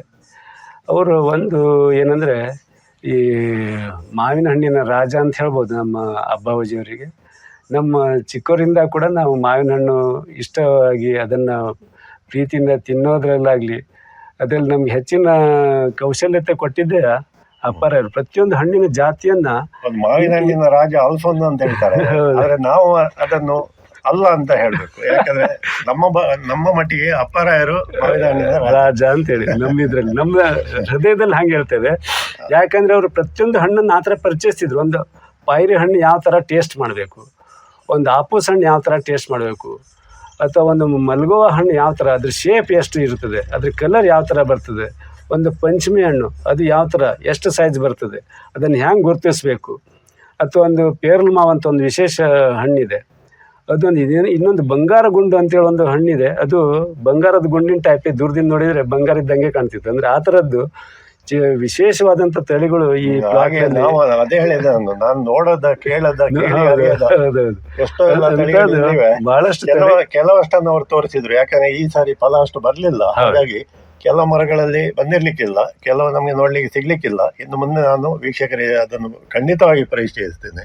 ಆದರೆ ನಿಮ್ಮೆಲ್ಲರೊಟ್ಟಿಗೆ ಇಲ್ಲಿ ಓಡಾಡಿ ಎಲ್ಲ ನೋಡಿ ಸಾಕಷ್ಟು ನನಗೆ ತಿಳುವಳಿಕೆ ಸಹ ಬಂತು ಈ ವಿಷಯದಲ್ಲಿ. ಮತ್ತೆ ಇಷ್ಟು ವಿಶಾಲ ಆಗಿದೆ ಇದು, ಮತ್ತೆ ಇಷ್ಟೊಂದು ಸುಂದರವಾಗಿದೆ, ಒಂದು ಪ್ರಶಾಂತ ವಾತಾವರಣ. ನಾನು ಕನಸು ಮನಸ್ಸಲ್ಲೂ ಎಣಿಸಿರ್ಲಿಲ್ಲ ಇಂಥ ಒಂದು ಜಾಗಕ್ಕೆ ಬರ್ತೇನೆ. ಅಲ್ಲ, ನಿಜವಾಗ್ಲೂ ನಿಜವಾಗ್ಲೂ ಒಂದು ಸ್ವರ್ಗದ್ದೇ ಒಂದು ಭಾಗ ಅಂತ ಹೇಳ್ಬೋದು ಇದು. ನಾವು ಕಾಶ್ಮೀರಕ್ಕೆ ಅಲ್ಲಿ ಹೋಗಿ ಭೂಮಿಯ ಮೇಲಿನ ಸ್ವರ್ಗ ಅಂತ ಹೇಳಿ ಇದು ಮಾಡ್ತೇವೆ. ಇಲ್ಲಿ ಯಾಕೆ ಭೂಮಿಯ ಮೇಲೆ ಸ್ವರ್ಗ ಅಲ್ಲ ಇದು? ಇದ್ದೇ ಇದೆ. ಹೌದು. ಯಾವ್ದ್ರಲ್ಲಿ ಕಮ್ಮಿ ಇದೆ ಇದು? ಮತ್ತೆ ಇನ್ನೊಂದು ನಾನು ಹೇಳಿದ್ದೇನೆಂದ್ರೆ, ಉತ್ತರ ಕನ್ನಡದವರು ನೀವೆಲ್ಲ ಉತ್ತರ ಕನ್ನಡದಲ್ಲಿ ಹುಟ್ಟಿ ಬೆಳೆದವರು. ಆದ್ರೂ ನೀವು ಗೌಡ ಸಾರಸ್ವತರೆ, ನಾವು ಗೌಡ ಸಾರಸ್ವತರು.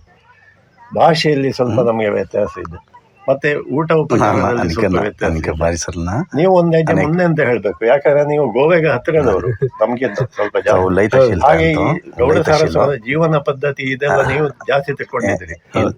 ನಿಮ್ಮ ಹತ್ರ ಒಂದು ನಮ್ಮ ಕೈಯಲ್ಲಿ ಕಸಿಯಲಾಗದ ಒಂದು ಇದಂದ್ರೆ ಮಹತ್ವದ ವಿಷಯ ಅಂದ್ರೆ ನೀವೆಲ್ಲ ಸಂಘಜೀವಿಗಳು. ನೀವು ಜೊತೆ ಸೇರಿ ಬಾಳುವ ಆ ಪದ್ಧತಿ, ಮತ್ತೆ ಯಾವಾಗಲೂ ಒಂದು ಯಾರ ಬಗ್ಗೆ ಒಂದು ಕೆಟ್ಟದ್ದು ಮಾತಾಡದೆ, ಕೆಟ್ಟದ್ದು ಬಯಸದೆ, ಎಲ್ಲರೂ ಸಹಕಾರ ಕೊಟ್ಟು ಒಬ್ರಿಗೊಬ್ರಿಗೆ. ನಾನು ನೋಡಿದ್ದೇನೆ, ಒಂದು ಮನೆಯಲ್ಲಿ ಏನಾದರೂ ಒಂದು ಇದಾಯ್ತಂದ್ರೆ, ಒಂದು ಕಾರ್ಯಕ್ರಮ ಆಯ್ತಂದ್ರೆ ಎಲ್ಲರೂ ಕೈ ಕೂಡಿಸಿ ಕೆಲಸ ಮಾಡ್ತಾರೆ. ಇನ್ನು ಮುಂದೆ ನೋಡೋದಿಲ್ಲ, ಯಾರನ್ನು ನಾವು ಬನ್ನಿ ಅಂತ ಕರೆದು ಕೈ ಹಿಡಿದು ಎಳ್ದೆಲ್ಲ ಕೆಲಸ ಮಾಡಿಸ್ಬೇಕಾಗಿಲ್ಲ, ತಾವಾಗಿಯೇ ಮುಂದೆ ಬಂದು ಮಾಡ್ತಾರೆ. ನಿಮ್ಮ ಬಗ್ಗೆ ಅಂತ ಹೇಳಲೇಬೇಕಾಗಿಲ್ಲ. ನಾನು ಹೇಳಿದೆ, ಕಾಮನ್ ಡಿನಾಮಿನೇಟರ್ ಎಲ್ಲ ವಿಷಯದಲ್ಲಿದ್ದರು. ಆದರೆ ಇವರಾಗ್ಲಿ ಇವರು ಕುಟುಂಬದವರಾಗ್ಲಿ ನಾನು ನೋಡಿದೆ ಎಲ್ಲ ಕಡೆ ಒಂದು ಹೆಜ್ಜೆ ಮುಂದೆ. ಎಂತಾದರೂ ಏನಾದರೂ ಮಾಡ್ಬೇಕಾದ್ರೆ ಯಾರು ಕೂಗ್ಬೇಕಾಗಿಲ್ಲ, ಅವರನ್ನು ಬನ್ನಿ ಅಂತ ಇದು ಮಾಡಬೇಕಾಗಿಲ್ಲ, ಅಷ್ಟು ಅಚ್ಚುಕಟ್ಟಾಗಿ ಮಾಡ್ತಾರೆ. ಅದೊಂದು ವಿಶಿಷ್ಟ ಗುಣ ಇವ್ರದ್ದು, ಉತ್ತರ ಕನ್ನಡದವ್ರದ್ದು. ಹಾಗೆ ಸ್ವಾರ್ಥ ಬುದ್ಧಿ ಅನ್ನೋದೇ ಇಲ್ಲ ಇವರಲ್ಲಿ. ಇವರು ಅಷ್ಟು ಬಿಚ್ಚು ಮನಸ್ಸಿಂದ ಮಾಡ್ತಾರೆ. ಚಿಕ್ಕಂದಿನಿಂದ ನನಗೆ ಅವರೊಟ್ಟಿಗೆ ಬೆರೆತುಕೊಂಡು ನನಗೆ ಗೊತ್ತುಂಟು ಅವರ ಜೀವನ ಪದ್ಧತಿ ಹೇಗೆ. ನಮ್ಮ ಭಾವನವರು ಇದ್ರು, ಈಗ ಪಾಪ ಅವರು ಇತ್ತೀಚೆಗೆ ತೀರಿಕೊಂಡ್ರು. ಅವರ ವಯೋಸಹಜ ಇದು ಕಾರಣಗಳು, ನಾವು ಅದನ್ನು ತಡ್ಕೊಳ್ಳಿಕ್ಕಾಗಲಿಲ್ಲ. ಆದರೆ ಅವರು ಒಂದು ವಿಶಿಷ್ಟ ವ್ಯಕ್ತಿ, ಒಂದು ವಿಶೇಷವಾದ ಅವರಿಗಿದ್ದ ಈ ಇದರ ಬಗ್ಗೆ, ಕೃಷಿಯ ಬಗ್ಗೆ ಅವರಿಗಿದ್ದ ಒಂದು ಪ್ರೀತಿ. ಮತ್ತು ಅವರು ಎಲ್ಲ ಹೋದ್ರು ಅಷ್ಟೇ, ಒಂದು ಗಾರ್ಡನ್ ಆಗಲಿ ಒಂದು ಇದಾಗಲಿ ಅದನ್ನೇ ಫಸ್ಟ್ ಹುಡ್ಕೊಂಡು ಹೋಗುದು, ಅಥವಾ ಮಾರ್ಕೆಟಿಗೆ ಹೋಗಿ ಈ ಫ್ರೆಶ್ ತರಕಾರಿ, ಫ್ರೆಶ್ ಹಣ್ಣು ಅದನ್ನು ನೋಡುವಾಗ ಅವರ ಕಣ್ಣುಗಳಲ್ಲಿ ನಮಗೆ ಗೊತ್ತಾಗ್ತಿತ್ತು ಎಷ್ಟು ಧನ್ಯತಾ ಭಾವನೆ ಬರ್ತಿತ್ತು ಅಂತೇಳಿ. ದೊಡ್ಡ ಸಿಟಿಗೆ ಹೋದ್ರು ಅಷ್ಟೇ, ಅವರ ಸಿಟಿಯಲ್ಲಿ ಆ ಬಿಲ್ಡಿಂಗ್ ಇದೆಲ್ಲ ನೋಡೋವರಿಗೆ ಇಂಟ್ರೆಸ್ಟೇ ಇರಲಿಲ್ಲ. ಅವ್ರಿಗೆ ಎಲ್ಲಿ ತೋಟ ಉಂಟು, ಎಲ್ಲಿ ಹೂಗಳಿವೆ, ಎಲ್ಲಿ ಇದಿದೆ, ಹಾಗೆ ನಮ್ಮೊಟ್ಟಿಗೆ ಅವರಿಗೆ ಒಳ್ಳೆ ಹೊಂದಾಣಿಕೆ ಆಗ್ತಿತ್ತು. ನಾವು ಸಿಟಿಯಲ್ಲಿ ಬೆಳೆದ್ರು, ನಮ್ಮ ಆಚಾರ ವಿಚಾರ ಸ್ವಲ್ಪ ಬೇರೆ ಆದರೂ ನಿಮ್ಮಂಥವರಿಂದಾಗಿ ನಮ್ಮ ಜೀವನದಲ್ಲಿ ಸ್ವಲ್ಪ ಮಾರ್ಪಾಟು ಬಂತು, ನಾನು ಹೇಳ್ತೇನೆ. ಯಾಕಂದರೆ ಅದು ನಮಗೆ ಒಂದು ಕಲಿಸಿತು ಪಾಠ. ಬರೀ ಇದಲ್ಲ, ಈಗ ಒಂದು ಆಟದ ವಸ್ತು ಮಾತ್ರ ಅಲ್ಲ ಹಿಡ್ಕೊಂಡು ತಿರುಗೋದು, ಕೆಲಸ ಸಹ ಮಾಡ್ಬೇಕು ನಾವು. ಪ್ರಕೃತಿಯೊಟ್ಟಿಗೆ, ಈಗ ಮಣ್ಣಿನೊಟ್ಟಿಗೆ ಸಹ ಆಡ್ಬೇಕು. ನಾವು ಚಿಕ್ಕಂದಿನಲ್ಲಿ ಏನೋ ದೊಡ್ಡ ದೊಡ್ಡ ಆಟದ ಸಾಮಾನು ಇಟ್ಕೊಂಡು ಆಡಲಿಲ್ಲ, ಮಣ್ಣಿನಲ್ಲಿ ಆಡಿದ್ದು ನಾವು. ಈ ಗೋಲಿ, ಚಿನ್ನಿದಾಂಡು, ಜಿಬ್ಲಿ, ಲಗೋರಿ ಏನೆಲ್ಲ ನಮಗೆ ಇದ್ದಿತ್ತು, ಆಟಗಳಿದ್ದು. ಮರಮಂಗ ಅಂತೆ, ಮರ ಹತ್ತಿ ಎಲ್ಲ ಆಡೋದು. ಅದರಲ್ಲಿ ದೈಹಿಕ ಶ್ರಮ ಸಹ ಇತ್ತು, ಮತ್ತು ನಮ್ಮ ಮಾನಸಿಕವಾಗಿ ನಾವು ಬುದ್ಧಿಯು ಬೆಳೀತಿತ್ತು. ಈ ಗಾಡಿ ಗೀಡಿ ಎಲ್ಲ ನಾವೇ ಮಾಡ್ತಿದ್ದೆವು ಕೈಯಲ್ಲಿ, ಗಿರ್ಗಿಟ್ಲಿ ಅಂತೇಳಿ ಅದನ್ನು ಮಾಡ್ತಿದ್ದೆವು. ಬೇರೆ ಬೇರೆ ಅದನ್ನು ನಾನು ಹೇಳಬೇಕಾಗಿಲ್ಲ, ನೀವು ಈ ಚಿಕ್ಕ ಊರಿನಲ್ಲಿ ಬೆಳೆದವರಿಗೆ ಅದೆಲ್ಲ ಹೇಳಬೇಕಾಗಿಲ್ಲ, ನಮ್ಗಿಂತ 10 ಪಾಲು ನೀವು ಅದನ್ನು ನೋಡಿರ್ತೀರಿ. ಆದರೆ ನಾನು ಹೇಳೋದೇನೆಂದರೆ, ಇವೆಲ್ಲ ನಮಗೆ ಜೀವನದಲ್ಲಿ ಕಲಿಸುವ ಪಾಠಗಳು. ಏನಂದರೆ, ಜೀವನದಲ್ಲಿ ಯಾವತ್ತು ಒಂದಲ್ಲ ಒಂದು ಸಮಯದಲ್ಲಿ ನಮಗೆ ಇದೆಲ್ಲ ಅಗತ್ಯಕ್ಕೆ ಬೀಳ್ತದೆ. ನಾವು ಬರೀ ಇವರು ಹೇಳಿದಾಗ, ಆನಂದ್ ಹೇಳಿದಾಗೆ ದುಡ್ಡಿನ ಮುಖ ನೋಡ್ಕೊಂಡು ಮಾಡೋದಲ್ಲ, ಅದೊಂದು ಜೀವನದ್ದು ಇದಿರಬೇಕು, ವೇ ಆಫ್ ಲೈಫ್ ಅಂತೇವೆ ನಾವು, ಜೀವನದ ರೀತಿ ನೀತಿ, ಅದು ಮುಖ್ಯ ಆಗಬೇಕು ನಮಗೆ. ಒಂದು ತೋಟ ಅಂದರೆ ಅದು ನಮ್ಮ ಜೀವನದ ಒಂದು ಅವಿಭಾಜ್ಯ ಅಂಗ ಅಂತ ನಮಗೆ ಫೀಲಿಂಗ್ ಬರಬೇಕು. ಎಷ್ಟೇ ಸಣ್ಣ ಮನೆ ಇದ್ದವರು ಒಂದು ಸಣ್ಣ ಜಾಗ, ಈಗ ನನ್ನ ಇವರು ಅಷ್ಟೇ, ನನ್ನ ಪತ್ನಿ, ಅವರಿಗೆ ತೋಟಗಾರಿಕೆ ಅದೆಲ್ಲ ತುಂಬ ಇಷ್ಟ. ಹಾಗೆ ನಾವು ಈಗ ಇರುವಲ್ಲಿ ಸದ್ಯ ನಮ್ಮ ಅಣ್ಣನ ಮನೆಯಲ್ಲಿ ಸ್ವಲ್ಪ ಜಾಗ ಉಂಟು, ಏನೋ ಎಲ್ಲ ಬೆಳೀತಾ ಇದ್ದೇವೆ. ಮಣ್ಣಿನ ಗುಣ ಸರಿ ಇಲ್ವೋ, ನಮ್ಮ ಗುಣ ಸರಿ ಇಲ್ವೋ ಏನಂತ ಗೊತ್ತಿಲ್ಲ. ಕೆಲವೆಲ್ಲ ಸಾಯ್ತವೆ, ಕೆಲವೆಲ್ಲ ಒಳ್ಳೆ ಫಲ ಕೊಡ್ತವೆ, ಏನಂತಿಲ್ಲ. ಅದರಷ್ಟಕ್ಕೆ ಆದದ್ದು, ಈಗ ಬೀಜ ಬಿದ್ದ ಅದರಷ್ಟಕ್ಕೆ ಆದ ಗಿಡದಲ್ಲಿ ಒಳ್ಳೆ ಫಲ ಬಂದಿದೆ ನಮಗೆ. ನಾವೇ ನೆಟ್ಟು ಪೋಷಿಸಿದ್ದು ಅಷ್ಟು ಚೆನ್ನಾಗಿ ಬರಲಿಲ್ಲ. ಹಾಗೆ ನಾನು ಹೇಳುದು, ನಮ್ಮ ಗುಣ ಸರಿ ಇರ್ಲಿಕ್ಕಿಲ್ಲ ಅಂತೇಳಿ. ಹಾಗೆ ಆದರೆ ಏನು, ಇಂಥವ್ರು ಇದ್ದಾರೆ ನಮಗೆ ಗೈಡ್ ಮಾಡಲಿಕ್ಕೆ. ನಮಗೆ ಸಂದೇಹಗಳು ಬಂದಾಗ ಅವರ ಹತ್ರ ಕೇಳ್ತೇವೆ. ಇವತ್ತು ಉಲ್ಲಾಸ ಹತ್ರ ಸುಮಾರು ಮಾತುಕತೆ ಆಯಿತು ಆ ವಿಷಯದಲ್ಲಿ. ನಮ್ಮ ಮಾವಿನ ಮರ ಹೀಗಾಗಿದೆ, ಅದು ಹೇಗೆ ಪೋಷಿಸ್ಬೋದು, ಏನು ಮಾಡ್ಬೋದು, ಅದೆಲ್ಲ ಕಾರಣಗಳು ಕೇಳಿ ಬಂತು ಅದರದ್ದು.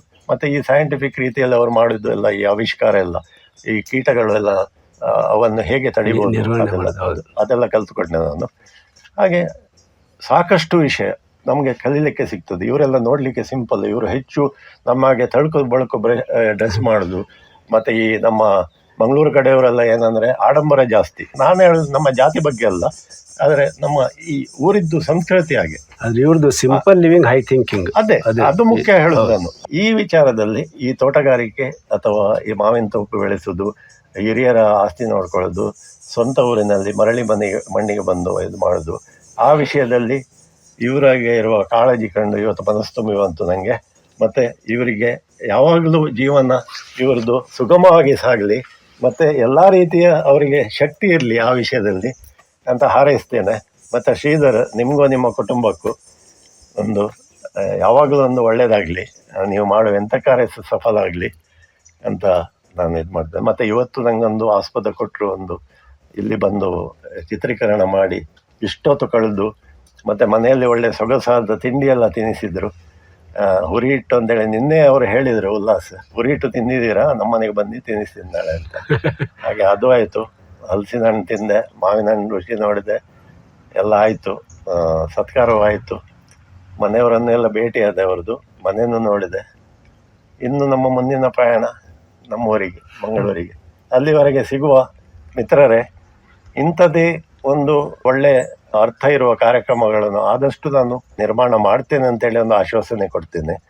ಅದಕ್ಕೆ ಇಂಥವರ ಸಹಕಾರ ಸಿಕ್ಕಿದರೆ ನನಗೆ ಅದು ಸಾಧ್ಯ. ನಾನು ಒಂದು ಸಾರ್ಥಕ ಜೀವನ ಮಾಡ್ತಾ ಇದ್ದೇನೆ ಹೇಳಿ ನನಗೊಂದು ಮನಸ್ಸಿಗೆ ಒಂದು ಸಮಾಧಾನ. ಹಾಗೆ ಉಲ್ಲಾಸ, ಹೌದು, ನಿಮಗೆ ಒಂದು ಆಲ್ ದ ಬೆಸ್ಟ್ ಎಲ್ಲ ವಿಷಯದಲ್ಲಿ. ಒಳ್ಳೇದಾಗಲಿ, ನಿಮ್ಮ ಮಾವಿನ ತೋಪು ಇನ್ನೂ ಒಳ್ಳೇದಾಗಿ ಬೆಳಲಿ. ಇದು ಮುಂದಿನ ವರ್ಷ ಒಳ್ಳೆ ಇದು ಬೆಳೆ ಬರಲಿ ಅಂತೇಳಿ ಹಾರೈಸ್ತೇನೆ. ಹೌದು, ಆದರೆ ನಿಮ್ಮ ಕಷ್ಟಕ್ಕೆ ಅದು ಪ್ರತಿಫಲ ಬಂದೇ ಬರ್ತದೆ, ನಾನು ದೃಢವಾಗಿ ನಂಬಿದ್ದೇನೆ ಆ ವಿಷಯದಲ್ಲಿ. ಈ ಪಾಳದಲ್ಲಿರೋ ಪಾಲೇಕರ್ ಸಹೋದರರು ಆನಂದ್ ಮತ್ತು ಉಲ್ಲಾಸ್ ಪಾಲೇಕರ್, ಆ ಇಬ್ಬರು ಸಹೋದರರು ನಡೆಸ್ಕೊಂಡಂಥ ಅವರ ಫಾರ್ಮ್ ಅವರ ತಂದೆಯವರ ಕಾಲದ್ದು, ಅವರ ಕುಟುಂಬ ವೃತ್ತಿ ಇತ್ತು.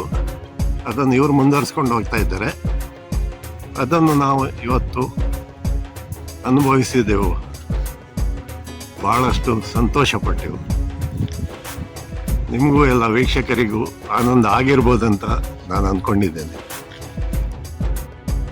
ಇನ್ನೊಮ್ಮೆ ಅವಕಾಶ ಸಿಕ್ಕಾಗ ಈ ಮರಗಳಲ್ಲಿ ಮಾವಿನ ಹಣ್ಣು ತುಂಬಿ ಕಂಗೊಳಿಸ್ತಾ ಇರುವಾಗ ಬಂದು ಇಲ್ಲಿ ವಿಡಿಯೋ ಚಿತ್ರಣ ಮಾಡಿ ಎಲ್ಲರೊಂದಿಗೆ ಹಂಚುವ ಯೋಜನೆ. ಅಲ್ಲಿವರೆಗೆ ಪ್ರೀತಿ ಇರಲಿ. ನಮಸ್ಕಾರ.